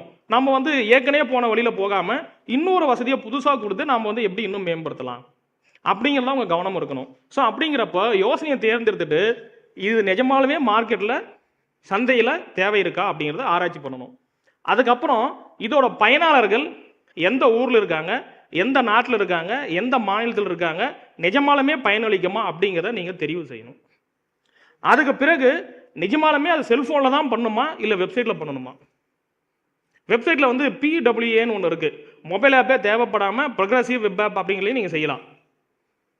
அப்போது செல்பேசியில் தான் செய்யணுமா அப்படிங்கிறது. இப்போ எல்லாம் பிளான் பண்ணிட்டீங்க. இப்போ வந்து எனக்கு ஒரு யோசனை இருக்குது, இந்த யோசனையை நான் நிஜமாக்கணும். எல்லாம் மைண்டில் கிரியேட் பண்ணிட்டீங்க, ஃப்ளோ சார்ட் போட்டீங்க, எல்லாம் பண்ணிட்டீங்க. இப்போ நான் இதை லைவ் கொண்டு வரதுக்கு என்ன வேலை செய்யணும்? ரொம்ப கவனம். இதுதான் நம் சிந்தனை வேறு மொழிகளில் மென்பொருளாக உருவாக்கப்பட்டிருக்கிறதா? நாம் வந்து ஒரு சிந்தனை உருவாக்கியிருப்போம், ஒரு கேம் உருவாக்கியிருப்போம். இல்லை ஒரு ஆப் உருவாக்கியிருப்போம், அந்த ஆப்பை வேற லாங்குவேஜில் யாராவது செய்திருக்காங்களா அப்படின்னு நீங்கள் செக் பண்ணணும். ஏன் அப்படின்னா நீங்கள் புதுசாக உருவாக்கி கொண்டு போகிறதுக்கும் ஏற்கனவே உருவாக்கி வச்சிருக்க இந்த மார்க்கெட்டுக்கு வரதுக்கும் வித்தியாசம் நிறைய இருக்குது. அவங்க வந்து ஜஸ்ட் லாங்குவேஜை மட்டும் மாற்றி உள்ளே கொண்டு வந்துட்டாங்கன்னா நம்ம காணாமல் போயிடுவோம். அப்போது இதெல்லாம் படிநிலைகள். இதுல வந்து ஒன்று வந்து நீங்கள் மிஸ் பண்ணாலுமே வந்து சிக்கல்கள் தான். அதனால் வந்து இந்த படிநிலைகளை நீங்கள் வந்து மனசில் வச்சுக்கணும். ஸோ நம்ம ஐடியா வந்து வேற லாங்குவேஜில் வந்திருக்கா, அப்போ நம்ம ஐடியா நமக்கு மட்டும் தானா அப்படிலாம் சொல்லக்கூடாது. முதல்ல வந்து நானும் அப்புறம் இந்த ஐடியா உலகத்திலே யாருக்கும் கிடையாது நான் திங்க் பண்ணியிருக்கேன். ஆனால் அங்கே மார்க்கெட்டுக்கு போய் நின்று நான் தம்பி நாங்களாம் முன்னாடி இருக்கிறோம் கொஞ்சம் உட்காருப்பாங்க. ஸோ அதுக்கு பின்னாடி வந்து நிறைய விஷயங்கள் இருக்குது. மார்க்கெட்டை வந்து முறையாக படிக்கணும், எந்த இடத்துல என்ன வாய்ப்புகள் இருக்குன்னு முறையாக தெரிஞ்சுக்கணும். என்னோட போட்டியாளர்கள் யார்? நான் ஒரு செயலியை உருவாக்கிட்டேன். இந்த செயலியை உருவாக்க போகிறப்போ போட்டியாளர்கள் யார், நேற்று யாரெல்லாம் இருந்தாங்க, இன்னைக்கு யாரெல்லாம் இருக்காங்க, இந்த ரெண்டு அடிப்படையாக வச்சு நாளைக்கு யாரெல்லாம் எனக்கு போட்டியாக வருவாங்கன்னு நீங்கள் டிசைட் பண்ணணும். நேற்று இருந்தவன் இன்னைக்கு இல்லை அப்படின்னா ஏன் அவனால் சக்ஸஸ் பண்ண முடியல, அந்த பெயின் பாயிண்ட்டை நீங்கள் நோட் பண்ணணும். இன்னைக்கு இருக்காங்கன்னா நேற்று இருந்தவன் இன்னைக்கு இருக்கவங்க கூட கம்பேர் பண்ணி பார்த்துட்டு நேற்று இருந்தவன் என்ன பண்ணான், இன்னைக்கு இருந்தவன் என்ன செஞ்சான், அதனால நிற்கிறான் அப்படிங்கிறத பார்க்கணும். இந்த ரெண்டு அடிப்படையாக வச்சு நாளைக்கு வரப்போறவங்க எப்படிலாம் இருக்க போறாங்கன்னு நீங்கள் திட்டமிடணும். இதை சரியாக செய்துட்டா உங்களுக்கு வாய்ப்புகள் இருக்கு. அடுத்தது ஏற்ற தொழில்நுட்பம். நீங்கள் செய்யக்கூடிய டெக்னாலஜி செய்யக்கூடிய மொபைல் ஆப் எந்த டெக்னாலஜியில் நீங்கள் வந்து பயன்படுத்த போகிறீங்க, அதுதான். நீங்கள் என்ன பிளான் பண்ணாலும் இந்த டெக்னாலஜியை பயன்படுத்துறதுல சரியாக திட்டமிட்டீங்க அப்படின்னா உங்களை அடிச்சிக்க முடியாது. அதில் மட்டும் ரொம்ப கவனமாக இருக்கணும். இந்த டெக்னாலஜியை பற்றி நான் பின்னாடி இன்னொரு ஸ்லைட் இருக்கு சொல்கிறேன்.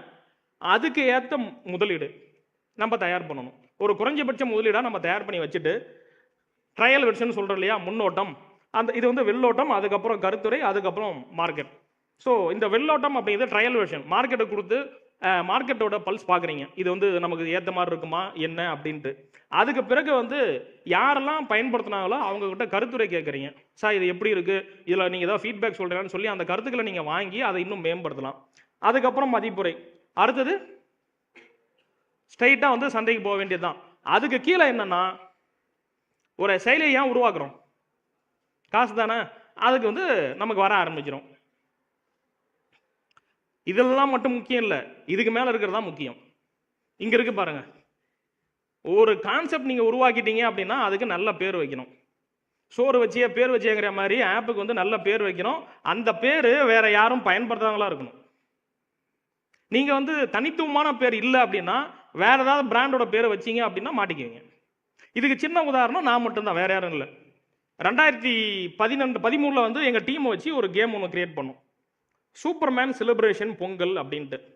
ஸோ என்ன பண்ணோம்னா சூப்பர்மேன் பொங்கலுக்கு வந்தால் எப்படி இருக்குன்னு சொல்லிட்டு பொங்கலோட பேக்ரவுண்ட்லாம் வச்சு சூப்பர்மேன் வந்து பறந்து போய் பால்லாம் தூக்கி போடுற மாதிரி பின்னாடி மாட்டு வண்டியெல்லாம் ஓடிட்டு இருக்கும். ஸோ எல்லாம் உருவாக்கி பார்த்தோம். முதல் நாள் வந்து எக்கச்சக்க இன்ஸ்டலேஷன், 1000 இன்ஸ்டலேஷன் எல்லாம் போயிடுச்சு. அன்றைக்கி கூகுள் AdSenseல வருமானம் $100 ஒரே நாளில். சூப்பராக நம்ம வந்து எங்கேயோ போயிடுறான்னு நினச்சி அடுத்த நாள் காலையில் போய் ஆப் இமெயில் ஓப்பன் பண்ணால் இவர் அக்கௌண்ட் வாஸ் சஸ்பெண்டட்னு வருது. என்னடா சஸ்பெண்ட் பண்ணிட்டாங்க அப்படின்னு பார்த்தோம்னா சூப்பர்மேன் அப்படிங்கிறது அது ஒரு பிராண்டு. அந்த பிராண்டை அவங்க அனுமதி இல்லாமல் நம்ம பயன்படுத்தக்கூடாது. அப்போது இப்போ சொன்னோம் இல்லையா சோட்டா பீம் சொல்கிறப்போ, சோட்டா பீம் நீங்கள் பயன்படுத்தினீங்க அப்படின்னா ஆப் சஸ்பெண்ட் ஆகிடும், கேள்வியே கேட்க மாட்டாங்க. அப்போ என்ன பண்ணலாம், மோட்டா பீம், அவ்வளோதான். ஸோ இப்படிலாம் வந்து நம்ம வந்து இந்த பயிரை தேர்ந்தெடுக்கிறதுல ரொம்ப கவனமாக தேர்ந்தெடுக்கணும், இல்லைன்னா சிக்கலாம் மாட்டிக்கணும். அதனால் எந்த ஆப்பாக இருந்தாலும் சரி, வெப்சைட்டாக இருந்தாலும் சரி, நீங்கள் என்ன ப்ராடக்ட் பண்ணாலுமே உங்கள் பேர் தான் உங்களுடைய அடையாளம். அப்போ அதை சரியாக பயன்படுத்திக்கணும். அதனால் வந்து பெயர் தேர்ந்தெடுக்கிறது வந்து ரொம்ப முக்கியம். இந்த தகவல் சேகரித்தல் சொன்னோம் இல்லையா, இந்த ஆப் சம்மந்தமாக யாரெல்லாம் ஏற்கனவே ஒர்க் பண்ணியிருக்கான் அவங்க எல்லாத்தையும் நீங்கள் படிக்கணும், ரிசர்ச் பண்ணணும். நீங்கள் கிடைச்ச டேட்டாவெல்லாம் எடுத்து ப்ராசஸ் பண்ணி உங்களுக்கு இது எதெல்லாம் செட் ஆகும், இதில் இருக்கிற பாசிட்டிவ் என்ன நெகட்டிவ் என்ன, இது எல்லாத்தையும் வந்து நீங்கள் ஒரு நோட்டில் வந்து எழுதிட்டு உங்கள் டீம் கூட டிஸ்கஸ் பண்ணணும், இதை எப்படிலாம் செய்யலாம், என்ன மாதிரிலாம் செய்யலான்ட்டு. அதுக்கு அப்புறம் இருந்து தான் நம்ம கிடைக்கிற டேட்டா வந்து ஃபைனலிஸாக இதுக்கு போகிறோம். இன்றைக்கி இந்த 1 hour நான் 1 மணி நேரம் நான் பேசுகிறேன் இல்லையா, இதில் இந்த 3 ஸ்லைடு தான் உங்களுக்கு ரொம்ப முக்கியமான ஸ்லைடு. இது வந்து எங்களோட ஒட்டுமொத்த அனுபவத்தை இங்கே தான் நாங்கள் உங்களுக்கு கொடுத்துருக்கோம். ஒரு நல்ல ஐடியாவை சூஸ் பண்ணணும், தேவையை கண்டிப்பாக உறுதி செய்யணும், பயனாளர்கள் யார், இதை நான் இந்த செயலியோ இல்லை வெப்சைட்டோ உருவாக்கிட்டேன்னா இதை பயன்படுத்த போகிறவங்க யார், அதுக்கு பிறகு வந்து செல்பேசியில் தான் இருக்கணுமா, செயலியாக தான் இருக்கணுமா, யோசனையை என்னெல்லாம் தேவை, சிந்தனையாக வேறு மொழிகளில் இருக்கா, நம்ம மாதிரி ஆப்பை யாராவது திங்க் பண்ணி வச்சுருக்காங்களா அப்படிங்கிறத செக் பண்ணணும். போட்டியாளர்கள் யார், நேற்று யார் இருந்தால் இன்றைக்கி யார் இருக்கா, நாளைக்கு யாரெல்லாம் வரப்போகிறோம், இதெல்லாம் வந்து டிசைட் பண்ணணும். ஏற்ற தொழில்நுட்பம், முதலீடு, வெள்ளோட்டம், வெள்ளோட்டம்னா ட்ரையல் வெர்ஷன், கருத்துரை, மதிப்புரை, சந்தை, அதுக்கப்புறம் காசு. ஸோ நல்லா நோட் பண்ணிக்கோங்க. பேர் தான் நம்மளை வந்து கொண்டு போய் சேர்க்குது. பேர் வேறு பிராண்ட் நேமில் கண்டிப்பாக இருக்கக்கூடாது. நல்ல பேராக உங்களுக்கு கிடைச்சதுன்னா உடனே காப்பிரைட் வாங்கிடணும். அதுதான் அதில் இருக்கக்கூடிய முதல் விஷயம். இந்த மூணுல ஏதாவது டவுட் இருக்கா? இந்த 3 தான் உங்களோட ஒட்டுமொத்த அடிப்படை. அந்த 3 நீங்கள் சரியாக பயன்படுத்திட்டீங்க அப்படின்னா வந்து சக்ஸஸ் தான். இந்த இடம் இருக்கு இல்லையா, நம்ம ஒரு ஆப் டெவலப் பண்ணிட்டோம். இந்த ஆப்பில் எதெல்லாம் வந்து உலகத்தில் பெரிய சந்தையை வச்சிருக்கு, யாராவது சொல்ல முடியுமா? இந்த இதில் எதெல்லாம் வந்து பெரிய சந்தையை செல்ஃபோனில் வச்சிருக்கு? ஆண்ட்ராய்டு. ஆண்ட்ராய்டுக்கு அப்புறம் ஆப்பிள், iOS. அடுத்து இந்த 2 மட்டும் கரெக்டாக சொல்கிறீங்க, 3வது வந்து எல்லாம் தப்பாக தான் சொல்கிறீங்க. 3வது யாரு? புரியல. யாராவது ஒருத்தர் சவுண்டாக சொல்லலாம். CentOS-ஆ? WebOS. டிவியில் மட்டும் பயன்படுத்துகிறாங்க. ஸ்மார்ட் டிவிலாம் வருது இல்லையா, அந்த ஸ்மார்ட் டிவியில் ஒன்று ஆண்ட்ராய்டு இருக்கும், இல்லைனா WebOS இருக்கும். ராஸ்பெரி, அதெல்லாமே வந்து குறைந்தளவு பயன்பாடு. ஸோ நம்ம ஒரு ஆப் டெவலப் பண்ணுறோம்னா இதில் ஆண்ட்ராய்டுக்கான சந்தையை வந்து சரியாக பயன்படுத்திக்கணும். அதை விட கவனமாக iOS சந்தையை இன்னும் பயன்படுத்தலாம். இதில் 1,00,000 இன்ஸ்டாலேஷனுக்கும் இதில் 1000 இன்ஸ்டாலேஷனுக்கும் சம்மந்தம் இருக்குது. ஏன்னா இது அதிக பயன்பாடு, அது குறைவான பயன்பாடாக இருந்தாலும் அதுதான் வந்து நம்ம மார்க்கெட்டை தீர்மானிக்கும். இதுவும் தீர்மானிக்குது, பட் அது ரொம்பவே தீர்மானிக்குது. ஏன்னா அதில் காசு கொடுத்து வாங்குறவங்க ரொம்ப இருக்காங்க. அது வந்து நம்மளுக்கு வந்து இன்னும் கொஞ்சம் பயனுள்ளதாக இருக்கும். ஸோ அடுத்து வந்து பார்த்தீங்கன்னா இது உபுண்டு வந்து இப்போ கொஞ்சம் ஸ்லோ ப்ராசஸ் தான். டைசன் வந்து சாம்சங் ஓடுது. இந்த படாவும் இந்த டைசனும் சாம்சங் ஓடுது. அது இன்னும் அப்டேட்டில் தான் இருக்குது. ஸோ ஃபயர் பேஸ் இப்போ கொஞ்சமாக அதை உருவாக்கிட்டு இருக்காங்க. விண்டோஸ் கொஞ்சமாக வந்துட்டு இருக்கு. ஆனால் எல்லாத்தையும் தாண்டி இவங்க 2 பேர் தான் சந்தையை தீர்மானிச்சிட்டு இருக்காங்க, ஆண்ட்ராய்டும் iOS-ம். ஆப்ரேட்டிங் சிஸ்டம்ல என்னென்ன பிளேசஸ் இருக்கு, இது எல்லாத்துக்குமே தெரியும் இல்லையா, எல்லாமே பயன்படுத்திட்டு இருக்கீங்க. இது எல்லாமே ஒவ்வொரு இடத்துல ஒவ்வொரு ஸ்டோர் இருக்கு, ஒவ்வொரு ஓஎஸ்க்கும் ஒவ்வொரு ஸ்டோர் இருக்கு. அப்போ இது எல்லாமே மார்க்கெட் பிளேஸ்னு சொல்கிறோம், சந்தை கடை. அப்போ இந்த சந்தை கடையெல்லாம் நம்ம கடையை போட்டு உட்காந்துடணும். தட் மீன்ஸ் என் அப்ளிகேஷனை போட்டு அங்கே போட்டுடணும். அதை சரியாக பயன்படுத்தி அதுக்கான கீவேர்டு, அதுக்கான SEO ஆப்டிமைசேஷன் சரியாக பயன்படுத்தணும். இங்கே வந்து என்ன பண்ணுறாங்கன்னா SEO வந்து ஒரு சரியான கலை. நம்ம என்ன பண்ணோம்னா எண்ட் யூசர் எப்படிலாம் இதை தேடுவாங்க, பயனாளர்கள் எப்படிலாம் இதை தேடி எடுப்பாங்க அப்படின்னு நம்ம தெரிஞ்சுக்கணும். அதில் தான் நம்மளோட முழு கவனமும் ஆப் டெவலப் பண்ணதுக்கப்புறம் அதுக்குன்னு தனியாக ஒரு டீம் வந்து வேலை பார்க்கணும். ஸோ இந்த ஸ்டோர்லாம் வந்து ரொம்ப முக்கியமான ஸ்டோர். அமேசான்லேயும் ஒரு ஆப் ஸ்டோர் இருக்குது, கூகுள் பிளேயில் ஒரு ஆப் ஸ்டோர் இருக்குது, விண்டோஸில் ஒரு ஆப் ஸ்டோர் இருக்குது. ஸோ இங்கே நிறைய ஆப் ஸ்டோர்ஸ் வந்து பெருகிட்டே இருக்குது. இது எல்லாத்துலேயும் ஒரு சந்தை. தமிழுக்கான ஒரு ஆப் ஸ்டோர் யாராவது உருவாக்கிங்களா பாருங்கள். தமிழுக்கான எல்லா ஆப்பும் சேர்ந்த ஒரு ஸ்டோர் யாராவது உருவாக்க முடியுமா பாருங்கள். இவ்வளோ நேரம் சொன்னது எல்லாமே இதுதான். மற்றவங்க யோசிக்கிறத யோசிக்காதீங்க, மாற்றி யோசிங்க. இப்போதான் நம்ம முக்கியமான இடத்துக்கு வரோம். திரைக்கேற்ற சிந்தனை. திரைக்கேற்ற சிந்தனை அப்படின்னா இதுதான். என்னோட ஒரு அப்ளிகேஷன் செயலி எப்படியெல்லாம் இருக்கணும் அப்படிங்கிறதுக்கு ஒரு சின்ன உதாரணம். ரொம்ப அதிகமாக கசகசன் தகவலை கொடுக்கக்கூடாது, ரொம்ப எளிமையாக இருக்கணும், பார்த்த உடனே அட்ராக்ஷன் பண்ணணும். அவங்க கண்ணுக்கு வந்து ரொம்ப டார்க் அடிச்சு இது என்னடா இப்படி இருக்குதுன்னெலாம் சொல்லக்கூடாது. இதுக்கெல்லாம் நீங்கள் iOS தான் வந்து நீங்கள் காப்பி பண்ணணும். அவங்க எப்படி உருவாக்கியிருக்காங்க, என்ன கலர் உருவாக்கியிருக்கான். மைக்ரோசாஃப்ட்டில் வந்து பார்த்தீங்கன்னா 2015 அவங்க திரையோட ஸ்க்ரீன் எல்லாமே வந்து லைட்டாக கிரே கலரில் இருக்கும். யாராவது பார்த்துருக்கீங்களா? ஏன் அப்படின்னா கணினியில் வந்து கிரே கலர் யூஸ் பண்ணுறப்ப மின்சாரத்தோட செலவு வந்து குறைவாக இருக்கும் அப்படிங்கிறதுக்காக கிரே கலர் பயன்படுத்துகிறதா வந்து ஒரு அறிக்கை. அப்போ இப்படிலாம் பயன்படுத்த முடியுமா அப்படிங்கிறது ஒரு கேள்வி தான். ஆனால் அப்படிலாம் பயன்படுத்திட்டு இருக்காங்க. ஒரே ஒரு சின்ன நுட்பம் தான் நம்மளை எங்கெங்கெல்லாம் மாற்றி காட்டுது பாருங்க. இதுதான் UI UX. யாருக்கா தெரியுமா? எல்லாம் படிச்சிருக்கீங்க இல்லையா? ஸோ இதுதான் அந்த UI UX அப்படிங்கிறது. இந்த UI-யை வடிவமைக்கிறதுனே இத்தனை தளங்கள் இருக்கு. இந்த 3 தளங்களும் உங்களுக்கு ரொம்ப முக்கியம். UI உங்க ஆப்போ இல்லை உங்க வெப்சைட்டோ எப்படிலாம் இருக்கணும் அப்படிங்கிறதுக்கு இந்த 3 தளங்கள் வந்து ரொம்ப பிரதானம். இந்த பிகினர்ஸ்.net இருக்குல்ல, யாரெல்லாம் வந்து கம்ப்யூட்டர் சயின்ஸ் சார்ந்து படிக்கிறீங்களோ படிக்காதவங்களோ இதில் வந்து ஒரு நாளைக்கு ஒரு அரை மணி நேரமாக வந்து நேரத்தை செலவு செஞ்சு எப்படியெல்லாம் வந்து ஒரு வடிவமைப்பை உருவாக்கியிருக்காங்கன்னு பாருங்கள். ஏன்னா நிறைய பேர் வந்து உலகம் முழுக்க இருக்கிற கிரியேட்டர்ஸ் எல்லாமே என்ன பண்ணுறாங்கன்னா, அவங்க ஒரு சைட்டை பார்ப்பாங்க, இந்த சைட்டு இப்படி தான் நல்லா இருக்குன்னு சொல்லி இவங்க ஒரு டிசைன் போட்டு காட்டுவாங்க. உலகம் முழுக்க இருக்கக்கூடிய வடிவமைப்பாளர்கள் எல்லாமே வந்து இதை பயன்படுத்திட்டு இருக்காங்க. நானும் ஒரு ஆப் டெவலப் பண்ணணும் இல்லை ஒரு வெப்சைட் டெவலப் பண்ணணும்னா முதல்ல இங்கே போய் அது சம்மந்தமான சைட்லாம் பார்ப்பேன். பார்த்துட்டு இதில் எதெல்லாம் எனக்கு பிடிச்சிருக்கோ, நான் சொன்னேன் அந்த 13 ஸ்டெப்பு, அந்த ஸ்டெப்பை பார்த்துட்டு அப்புறம் தான் இங்கே வருவேன். ஸோ இது வந்து எனக்கு ரொம்ப பயனுள்ளதாக இருக்கும். அதனால் ஒரு நாளைக்கு நீங்களாம் ஒரு அரை மணி நேரம் தாராளமாக வந்து நேரத்தை வந்து ஒதுக்கி பார்க்கலாம். பிகினர்ஸ்.net. இப்போ சொன்னேன் இல்லையா, எனக்கு ஐடியா வந்துட்டு சார், இப்போ ஆப் செஞ்சே தீரணும் சார் அப்படின்லாம் துடிக்கிறீங்கள, இப்போ உங்களுக்கு ஒரு ஆப்ஷன். எனக்கு நல்லா கோடிங் தெரியும், ஜாவா தெரியும், C++ தெரியும். C++ எத்தனை பேருக்கு தெரியும் சார்? கை இப்படி தூக்கலாம் சார், நல்லாவே தூக்குங்க.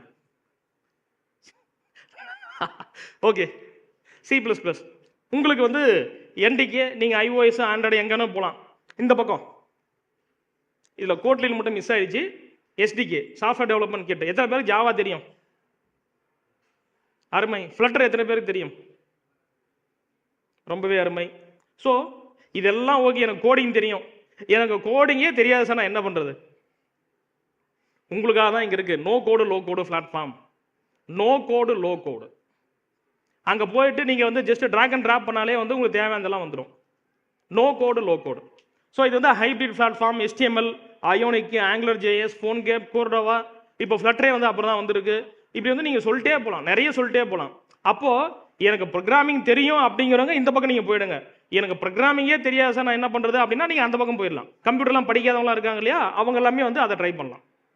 அப்போது இவ்வளோ ஆப்ஷன் உங்களுக்கு இருக்குது. கம்ப்யூட்டர் தெரிஞ்சவங்களுக்கும் வசதி இருக்குது, கம்ப்யூட்டர் தெரியாதவங்களுக்கும் வசதி இருக்குது. நோ கோடு லோ கோடு, இதை மைண்டில் வச்சுக்கோங்க. இப்போ எதிர்காலமே அதை நோக்கி தான் ட்ராவல் ஆகிட்டு இருக்கு. இப்போ வந்து ஏஐ பற்றிலாம் பேசிகிட்டு இருக்கோம். ஏஐ வந்து அந்த மாதிரி வந்துருச்சு. நீங்கள் டேட்டா செட்லாம் கொடுத்தீங்கன்னா அதுவே கன்வெர்ட் பண்ணி கொடுத்துரும். அந்த மாதிரி நிறைய கருவிகள் இப்போ வந்தாச்சு. சாஃப்ட்வேர் டூல்ஸ்,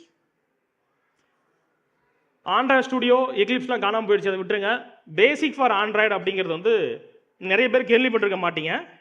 இதில் ஒரு நல்ல கான்செப்ட் இருக்குது. என்னன்னா 2000களில் வந்து விசுவல் பேசிக்னு ஒன்று வந்துச்சு. சரிம்மா? விசுவல் பேசிக் எத்தனை பேருக்கு தெரியும்? இப்பயும் இருக்குது. அதே மாதிரி கோடிங் ஸ்ட்ரக்சரில் நான் ஆண்ட்ராய்டு ப்ரோக்ராமிங் பண்ண முடியுமா? ஜாவாவும் விசுவல் பேசிக்கும் வெவ்வேறு. கோடிங் பண்ணுறதுக்கு ஆப்ஷன் வேணும்னா b4x.com அப்படிங்கிறது தான் இந்த வெப்சைட்டோட பேர். இந்த வெப்சைட்டில் என்ன ஒரு நல்ல விஷயம்னா, இதில் நீங்கள் டெவலப் பண்ணீங்கன்னா எனி பிளாட்ஃபார்ம் நீங்கள் மாற்றிக்க முடியும். iOS, ஆண்ட்ராய்டு, ராஸ்பெரி என்னென்ன இருக்கோ எல்லாத்துக்கும் மாற்றிக்க முடியும். எதுனா அந்த b4x.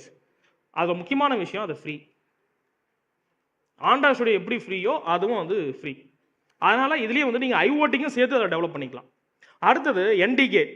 NDK ஆல்மோஸ்ட் நிறைய பேருக்கு தெரியும். C++ ஒர்க் பண்ணுறவங்க யாருன்னு சொன்னீங்க சார்? C++ என்ன பிளாட்ஃபார்ம் ஒர்க் பண்ணுறீங்க? விசுவல் ஸ்டுடியோவில் ஒர்க் பண்ணிக்கிறீங்க. ஆக்சுவலாக விசுவல் ஸ்டுடியோ இப்போ வந்துருச்சு, நான் அதை சேர்க்கல. ஸோ ஹைப்ரிட் வந்து நிறைய இருக்குது. நோ கோடு லோ கோடு, ஜோகோ கிரியேட்டர் இருக்குது. அப்புறம் வந்து ஆப் பேஸ்டு ஒன்று இருக்குது, நிறைய இருக்குது. ஆப் டெவலப் பண்ணுறதுக்கு பிளாட்ஃபார்மாக நிறைய வந்தாச்சு. ஒரு வேர்ட்லேருந்து நீங்கள் அப்படியே வந்து HTML5 மாற்றி HTML5 வந்து அப்படியே வந்து நீங்கள் வெப் யூஸ் பண்ணி ஆப்பாகவே மாற்றிடலாம். அதெல்லாம் நிறைய ஆப்ஷன் வந்து செய்ய முடியும். காசுக்கு வந்து எங்கெங்கெல்லாம் வழி இருக்குது. ஆப் டெவலப் பண்ணிட்டீங்க, விளம்பரம் வழியாக ரெவன்யூ ஜென்ரேட் பண்ணணும் இல்லையா, அதுக்கான லிங்க் எல்லாம் இருக்குது. Google AdSense, AdMob, InMobi, mobile ads, Amazon, Facebook, audience network, இதெல்லாம் வந்து உங்களுக்கு ஆப்ஷன். நான் பாருங்கள், உங்களுக்கு ஆப் டெவலப் பண்ண கூட ஐடியா சொல்லல, எங்கேருந்து பணம் சம்பாதிக்கணும்னு நான் சொல்லி கொடுத்துட்டேன். ஆனால் நீங்கள் செய்ய வேண்டிய ஒரே விஷயம் என்ன அப்படின்னா வந்துட்டு, ஏற்கனவே யாராவது செஞ்சாங்கன்னா ரொம்ப அட்வான்ஸாக இருந்தால் மட்டும் செய்யுங்க. சீக்கிரம் செய்யக்கூடியதாக இருந்தால் கையே வைக்காதீங்க. ஏன்னா டைம் வேஸ்ட் ஆகிடும். இது வரைக்கும் தமிழில் கையே வைக்காத துறை இதெல்லாம். யாருமே வந்து இன்னும் வரல. கூகுள் மாதிரி ஒரு ஆட்சன்ஸ் கம்பெனி எதுவும் வரல. லிங்குவிஸ்டிக்கை அடிப்படையாக வச்சு ஒரு விற்பனைக்கான டூல் இன்னும் நம்மகிட்ட கிடைக்கவே இல்லை. AML பேஸ்டு வசதிகள் நிறைய இருக்குது. யூசர் ஜென்ரேட்டட் கண்டென்ட், இதை பற்றி யாராவது சொல்ல முடியுமா? இந்தியாவோட எக்கானமிலே இதுதான் ரொம்ப அதிகமாக போயிட்டு இருக்கு. இந்தியாவோட வருவாய் GDPயில் 2% வந்து யூடியூப்லேருந்து வருது. யூசர் ஜென்ரேட்டட் கண்டென்ட், படைப்பாளர் தகவல். அதாவது உங்கள் காசை போட்டு உங்கள் டைமை ஸ்பெண்ட் பண்ணி உங்கள் கிரியேட்டிவிட்டியை யூஸ் பண்ணி யூடியூபுக்கு சம்பாதிச்சு கொடுக்குறீங்க, அவ்வளோதான் விஷயம். நல்லா நோட் பண்ணிக்கோங்க. படைப்பாளர் யூசர் ஜெனரேட் கண்டென்ட்ங்கிறது டிக்டாக் இருக்குல்ல, டிக்டாக்கு, ஷேர் சாட் இது எல்லாமே உங்களுடைய ஓன் கண்டென்ட்டு, உங்களுடைய சொந்த பணம், உங்களுடைய கிரியேட்டிவிட்டி இதெல்லாம் பயன்படுத்தி நீங்கள் வந்து சம்மந்தப்பட்ட நிறுவனத்துக்கு கண்டென்ட் உருவாக்கி கொடுத்துட்ருக்கீங்க. ஃபேஸ்புக்கில் உட்காந்து நாங்களும் மாங்கன்னு எழுதிட்டு இருக்கோம். ஆனால் வருமானம் யாருக்கு போகும்? ஃபேஸ்புக்கு தான் போகும். சிபிஎம் எத்தனை பேருக்கு தெரியும்? CPM, cash for impression. 1000 time வந்து ஒரு விளம்பரம் ஷோ ஆச்சுன்னா ஒரு வருமானம் அப்படிங்கிறதா வந்து இன்டர்நெட்டோட வருமானம். 1000 பேர் வந்து ஒரு கண்டென்ட்டை பார்த்துட்டாங்கன்னா உங்களுக்கு வந்து $50, 50 சென்ட் அப்படின்னா 40 ரூபா உங்களுக்கு வந்து உங்கள் அக்கௌண்ட்டில் வந்துடும். அப்போ அந்த வருமானத்தை வந்து எப்படிலாம் செலக்ட் பண்ணுறாங்கன்னா இப்படி தான். முழுசாக வந்து 60% அவங்க எடுத்துகிட்டு 40% உங்களுக்கு தராங்க. இதெல்லாம் வந்து ஒரு அடிப்படை. இது எல்லாத்தையும் நீங்கள் புரிஞ்சுக்கிட்டால் மட்டும்தான் இந்த யூசர் ஜென்ரேட்டரை பற்றி நீங்கள் ட்ராவல் பண்ண முடியும். இதுதான் வந்து படைப்பாளர் பொருளாதாரம்ட்டே வந்து இன்றைக்கி வந்து வேர்ல்டு முழுக்க போயிட்டுருக்கு. கூகுளில் போய் நீங்கள் வந்துட்டு கிரியேட்டர் எக்கானமின்னு தேடி பாருங்கள். கிரியேட்டர் எக்கானமி தான் எதிர்காலமாகவே போயிட்டுருக்கு. தமிழில் நிரலாக்கம், ஏற்கனவே சொன்ன மாதிரி நம்மலாம் தமிழில் வந்து நிரலாக்கம் செய்யலையா அப்படின்னா எழில் அப்படின்னு சொல்லி ஒரு லாங்குவேஜ் இருக்குது. எழில் அமெரிக்காவில் இருக்கிற முத்து அப்படிங்கிற வந்து டெவலப் பண்ணிட்டு இருக்காரு. தமிழில் நீங்கள் வந்து ப்ரோக்ராம் பண்ணலாம்.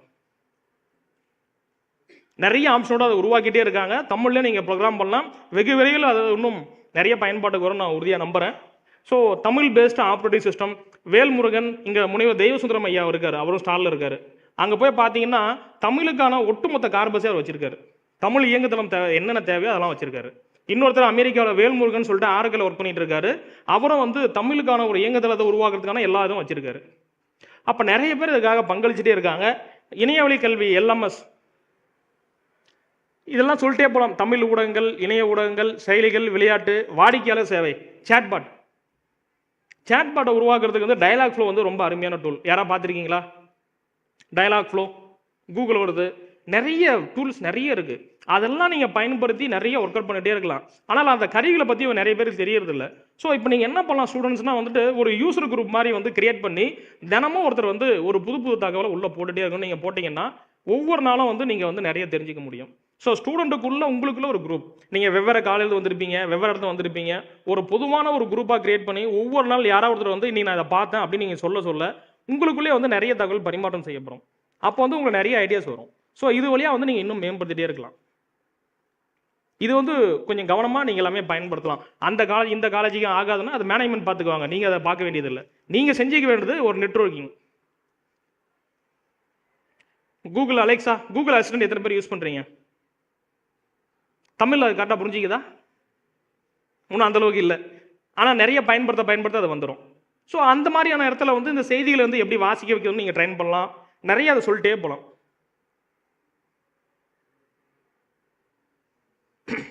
இங்கே காலேஜுக்காரங்க யாராவது இருக்கீங்களா? காலேஜ் நடத்துகிறவங்க ஏதாவது? ஓகேம்மா, நீங்கள் தப்பெல்லாம் எடுத்துக்காதீங்க. உங்களுக்கு படிப்பை தாண்டி நிறைய தெரிஞ்சுக்கணுன்னா இங்கே போயிடுங்க. ஆன்லைனில் வந்து மூக்ஸ் அப்படின்ற கான்செப்ட் வந்து இப்போ ரொம்ப இணையம் முழுக்க ரொம்ப ஃபேமஸாக வந்துட்டு இருக்கு. சரியா? நிறைய வெளிநாட்டு பல்கலைக்கழகங்கள் இணையம் வழியாக வந்து நிறைய கோர்ஸ் வந்து ஃப்ரீயாக சொல்லித்தராங்க. நீங்கள் ஒரு மொபைல் ஆப் டெவலப்மெண்ட் கற்றுக்கணுமா, அங்கே போய் நீங்கள் கற்றுக்கலாம். ரொம்ப எளிமையான ஆங்கிலம் தான், அழகாக எனக்கே புரியுது. அப்படிங்கிறப்ப நீங்கள் இன்னும் எளிமையாக புரிஞ்சிக்கலாம். ஸோ நிறைய டூல் வந்து இந்த மாதிரி இருக்குது. நிறைய ப்ரொஃபஸரும் கூட நீங்கள் டேரெக்டாக பேசிக்கலாம். நிறைய வந்து நீங்கள் தகவல் பரிமாற்றம் செஞ்சுக்கலாம். இது வழியாக வந்து நீங்கள் சர்டிஃபிகேட் முடிச்சிங்கன்னா உங்களுக்கு வேல்யூ அதிகம். இங்கே பாருங்கள், ஸ்டான்ஃபோர்ட் யூனிவர்சிட்டி, மெக்சிகன் யூனிவர்சிட்டி, அமெரிக்காவில் யூனிவர்சிட்டி எல்லாத்துலேயும் வந்து நீங்கள் வந்து கோர்சஸ் வந்து ஜாயின் பண்ணி ஆன்லைன்லேயே படிக்கலாம். நிறைய சர்டிஃபிகேட் ஃப்ரீயாகவே தராங்க. சர்டிஃபிகேட் காசு கொடுத்து வாங்கணும் அப்படின்னா 3000 ரூபா கட்டினா போதும், சர்டிஃபிகேட் வந்துடும். இதில் கவனமாக எல்லா பெரிய நிறுவனங்களும் சான்றிதழ் கொடுக்குறாங்க. அதுதான் முக்கியம். கூகுள், மைக்ரோசாஃப்ட் எல்லாமே அவங்க சர்டிஃபிகேஷன் கோர்ஸ் இதில் நடத்துகிறாங்க. நான் அஷ்யூர் படிக்கணும், கூகுள் க்ளவுடை படிக்கணும், ஏஐ படிக்கணும், எல்லாமே இங்கே ஃப்ரீயாக இருக்குது. நீங்கள் ஃப்ரீயாகவே படித்து சர்டிஃபிகேட் வாங்கிக்கலாம். இது வந்து யூரோப் பேஸ்ட் யூனிவர்சிட்டி. முன்ன பார்த்தது வந்து கோர்செராங்கிறது அமெரிக்கா பேஸ்ட் யூனிவர்சிட்டி. இது வந்து EDX அப்படிங்கிறது வந்துட்டு யூரோப்பில் இருக்கிற எல்லா யூனிவர்சிட்டியும் தரக்கூடிய கோர்ஸ். இந்தியாவிலேயே வந்து ஸ்வயம் சொல்லி நடத்திட்டு இருக்காங்க, தெரியும் இல்லையா? ஸோ அதுவும் நீங்கள் படிக்கலாம். இது எல்லாமே மூக்ஸ் பேஸ்ட் அடிப்படை தான். இதெல்லாம் வந்து உங்கள் படிப்பை தாண்டி நீங்கள் தெரிஞ்சிக்க வேண்டிய விஷயங்கள் இங்கேயும் இருக்குது. அதையும் நீங்கள் தெரிஞ்சுக்கலாம். நிறைவு பகுதிக்கு வந்துட்டோம். இவர் தான் வந்து என்னுடைய மென்டார் திரு தகடூர் கோபி. இப்போ இல்லை, ஆனால் அந்த தமிழ் கம்ப்யூட்டிங்கில் ஒரு அடிப்படைகளை வந்து எனக்கு சொல்லிக் கொடுத்தவர் வந்து இவர் தான். ஸோ அவர் தான் தமிழ் கம்ப்யூட்டிங்கில் ஃபாண்ட்டை பற்றி எனக்கு சொல்லிக் கொடுத்தாரு. அந்த ஃபாண்ட்டை தான் 25 ஃபாண்ட் வந்து நாங்கள் ஓப்பன் சோர்ஸில் கொடுத்துருக்கோம். நீங்கள் யாரெல்லாம் எடுத்து டெவலப் பண்ணி நீங்கள் வந்து தமிழுக்கு ஏற்ற மாதிரி இப்படிலாம் மாற்றலாம்னு சொல்லிட்டு இப்போ நிறைய பேர் அதை பயன்படுத்திட்டு இருக்காங்க. ஸோ இந்த மாதிரி வந்து ஒரு ஈவெண்ட்டில் கலந்துக்கிறது மூலமாக நீங்கள் என்ன தெரிஞ்சுக்கலாம் அப்படின்னா வந்துட்டு நிறைய விஷயங்கள் நீங்கள் தெரிஞ்சிக்க முடியும். இங்கே நிறைய எக்ஸ்பர்ட்லாம் வந்திருக்காங்க. அந்த எக்ஸ்பர்ட் கூட நீங்கள் பேசி உங்கள் சந்தேகங்களை பற்றி நீங்கள் வந்து இன்னும் நிவர்த்தி செஞ்சுக்கலாம். இது முடிஞ்சதுக்கு அப்புறமும் நீங்கள் வந்து கண்டினியூ பண்ணலாம். நீங்கள் செய்ய வேண்டிய 2 விஷயம் என்னென்னா, இங்கே நிறைய எக்ஸ்பர்ட் இருக்காங்க, அவங்கள போய் மீட் பண்ணுங்கள். 2வது, வெளியே வந்து ஸ்டூடெண்ட்ஸ் ஹேக்கத்தானுக்கான போர்டு இருக்குது, யாரெல்லாம் என்னென்ன பண்ணுறாங்கன்ட்டு அதை பார்த்துட்டு உங்களால் அந்த மாதிரி தான் செய்ய முடியுமா, இல்லை அதுக்கு ஏதாவது கான்ட்ரிபியூஷன் பண்ண முடியுமான்னு யோசிங்க. அடுத்தது, ஸ்டால் வந்து 40 ஸ்டால் இருக்குது. 40 ஸ்டால் இருக்கும்போது வந்து ஒவ்வொன்றுமே வந்து ஒவ்வொரு வகையான ஸ்டால்ஸ்.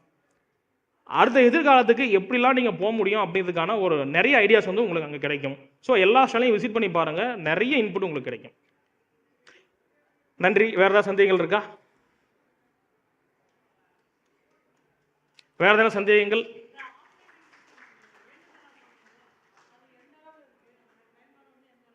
நிறைய பயன்பாடு இருக்கு மேடம். எல்லா பெரிய நிறுவனங்களும் இதில் டேரெக்டாக சர்டிஃபிகேட் கொடுக்கறதுனால ரொம்பவே பயன்பாடு அதிகமாக இருக்குது. இவங்க பள்ளி படிக்கிறப்பே வந்து கல்லூரி படிக்கிறப்பே இந்த சர்டிஃபிகேட் வாங்கிட்டாங்க அப்படின்னா அவங்க வேலைக்கு போகிறப்போ வந்து அதோட வாய்ப்பு வந்து இன்னும் பிரகாசமாக இருக்கும். மற்றவங்க போகிறப்போ வந்து இவங்க சர்டிஃபிகேட்டோட வச்சு போகிறப்போ வந்து இவங்களுக்கான முன்னுரிமை வந்து அதிகமாக இருக்கும்.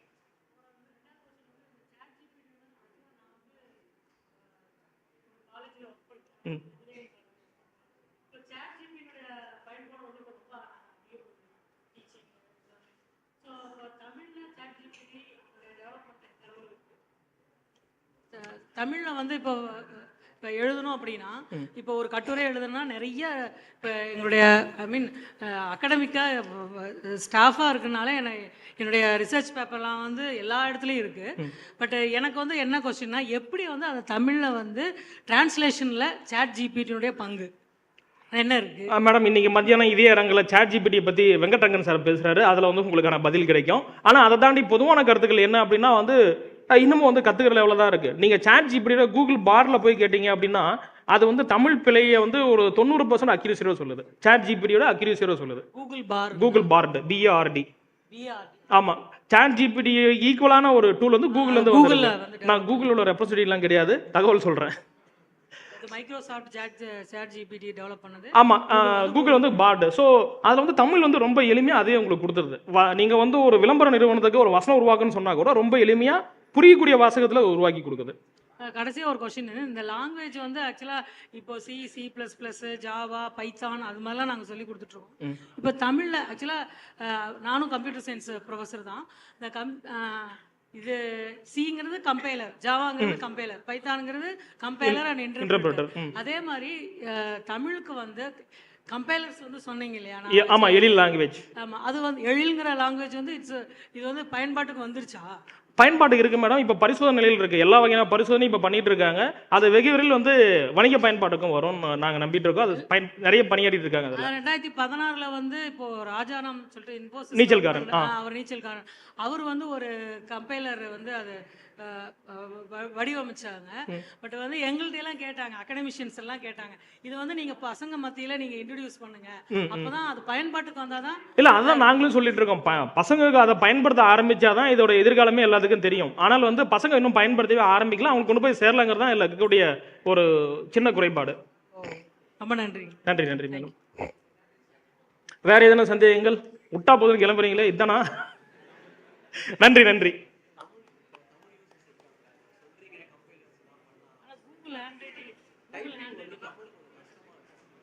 அதான் வாய்ஸ் வந்துருச்சுல்ல, நீங்க போய் கூகுள் வாய்ஸ் பயன்படுத்தல. பேச முடியாதவங்களுக்கு வந்து TTS ஸ்கிரீன் ரீடர்னு ஒரு டூல் இருக்கு. அந்த ஸ்கிரீன் ரீடரை பயன்படுத்தி இதை செய்ய முடியும். Screen reader.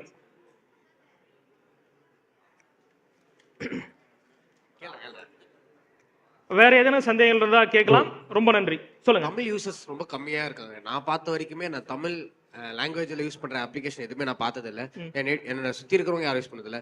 ஸோ இப்போ நான் டெவலப்பரா அதுக்கு நான் போகும்போது அது ஸ்கோப் இருக்குமா?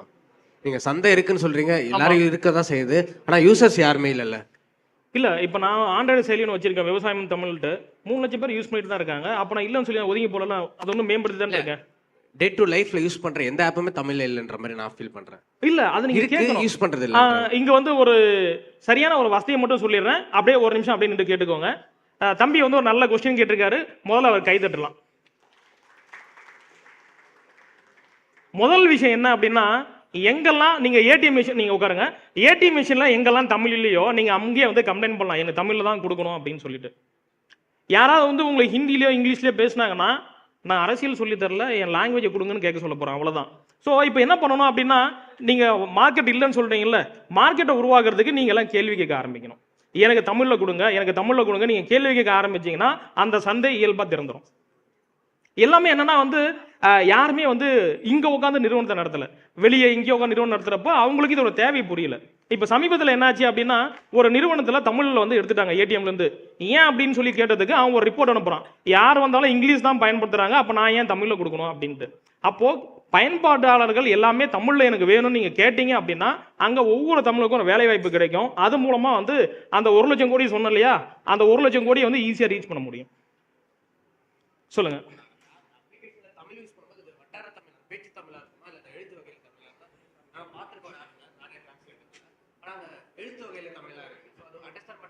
இல்லை, நீங்கள் வந்து பொதுவான தமிழே பயன்படுத்துங்க. பேச்சு வழக்கே பயன்படுத்தலாம். இல்லை மாறலாம், ஆனால் பொதுவான தமிழ் எல்லாத்தையும் ஈஸியாக புரிஞ்சிக்க முடியும்ல. ஆனால் எங்கே இருந்தாலும் தமிழ் வந்து 80% அப்படி தான் இருக்குது. திருநெல்வேலினா ஏழே அதானே, அந்த மாதிரி ஸ்லாங் தான் மாறும், மற்றபடி இது மாறாதுல்ல. சொல்லுங்க மேடம். இருக்கு கோஆர்டினேட்டர் வந்து நான் அதான் என்ன சொல்ல வரேன்னா, நம்ம ஒவ்வொரு டைமும் வந்து தமிழ் டைப் பண்ணுறப்போ கீபோர்டை வந்து யூஸ் பண்ணிட்டு இருக்கோம் இல்லையா, அதில் இப்போ கூகுள் வந்து கூகுள் ஹேண்ட் ரைட்டிங் இன்புட்னு சொல்லிட்டு ஒன்று இருக்கு. அது வந்து என்னுடைய மொபைலில் போட்டு வச்சிருக்கேன். அது வந்து பார்த்தீங்கன்னா ஸ்லேட்டில் எழுதுற மாதிரி எழுதலாம், என்னுடைய ஆள்காட்டி விரல்லையே வந்து எழுதலாம். அது நிறைய பேருக்கு தெரியறது இல்லை. ஸோ இது மூலியமா இங்க இருக்கிறவங்க எல்லாரும் இல்லை, அதுதான் 3 வசதியிலையும் தமிழ் டைப் தட்டச்சு செய்யலாம், ஸ்க்ரீனில் எழுதுறது வழியாக தமிழை கொண்டு வரலாம். 3வது நீங்கள் பேசுகிறப்பே வந்து ஒளி மாற்றமாக செய்யக்கூடிய ஆப்ஷன்லாம் வந்துருச்சு. ஸ்பீச் டு டெக்ஸ்ட் அது ரொம்ப இல்லை மேடம், நீங்கள் பேச பேச அது வந்துடும். நீங்கள் தொடர்ச்சி அதுக்கு ட்ரைனிங் செட் வந்துருச்சு அப்படின்னா அது வந்து பழக ஆரம்பிச்சிடும். மொபைல்ல ஈஸியா இருக்கு, பட் வந்து லேப்டாப்ல வந்து நீங்க கூகுள் டாக்ஸ்ல போய் கூகுள் டாக்ஸ் வந்து பயன்படுத்துங்க, சரியா வரும். கூகுள் டாக்ஸ் நீங்க அதே வந்து எம்எஸ் வேர்ட்ல இப்ப கீழே டிடிஎஸ் வந்து மைக்ரோசாஃப்ட்லயே டிடிஎஸ் கொடுத்துட்டாங்க, நீங்க அதை பயன்படுத்தி நீங்க தமிழ்ல தட்டச்சு செய்யலாம். மைக்ரோசாஃப்ட் லாங்குவேஜ்ல தமிழை சூஸ் பண்ணிக்கிட்டு இன்புட் டூல் தமிழை சூஸ் பண்ணிட்டு நீங்க வேர்ட்ல போய் டைப் பண்ணீங்க அப்படின்னா அது வந்துடும். வேர்ட்ல போய் நம்ம இங்கிலீஷ்ல டைப் பண்ணா தமிழ்ல வருமா? ஆமா. Okay sir.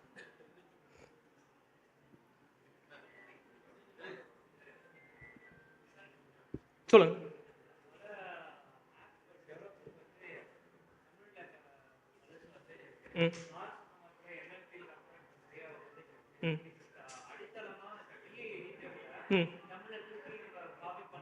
டெக்ஸ்ட் எடிட் வராது. ம் ம் ம் ம் ம்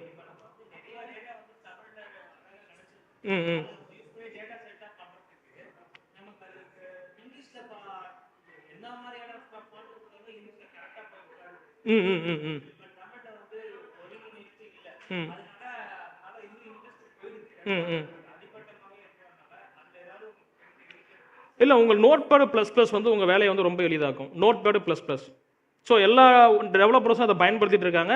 அதில் தமிழ் மொழிக்கே வந்து லாங்குவேஜ் ஆப்ஷன் இருக்குது, அதை நீங்கள் பயன்படுத்தி எளிமையாக வேலை செய்யலாம். அதில் அது எல்லா லாங்குவேஜுக்கும் common, iOS Android sorry desktop Windows எல்லாத்துலேயும் வந்து அதை வேலை செய்யும். நோட்பேடு ப்ளஸ் ப்ளஸ் எல்லாமே வரும், எல்லாமே இருக்குது அதில். நாங்கள் எல்லாமே அதை தான் பயன்படுத்திட்டு இருக்கோம். நன்றி. Thank you, sir. நன்றி. As a computer science engineering student, this session is very helpful for me for my upcoming projects. Like what I could learn was perspective, unique ideas, and also user interface. These are the main things that will be useful to make the application more reach more heights and become successful. Thank you, sir. நன்றி. Please stay on stage, sir. Sir, please Okay, stay okay, on stage. okay. Please. Now I welcome Professor Selvakumar from International Institute of Tamil Studies to hand over the memento to our esteemed speaker as a token of appreciation.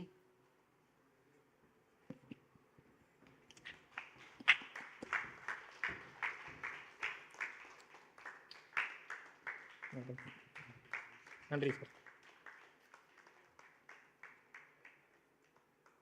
நன்றி sir.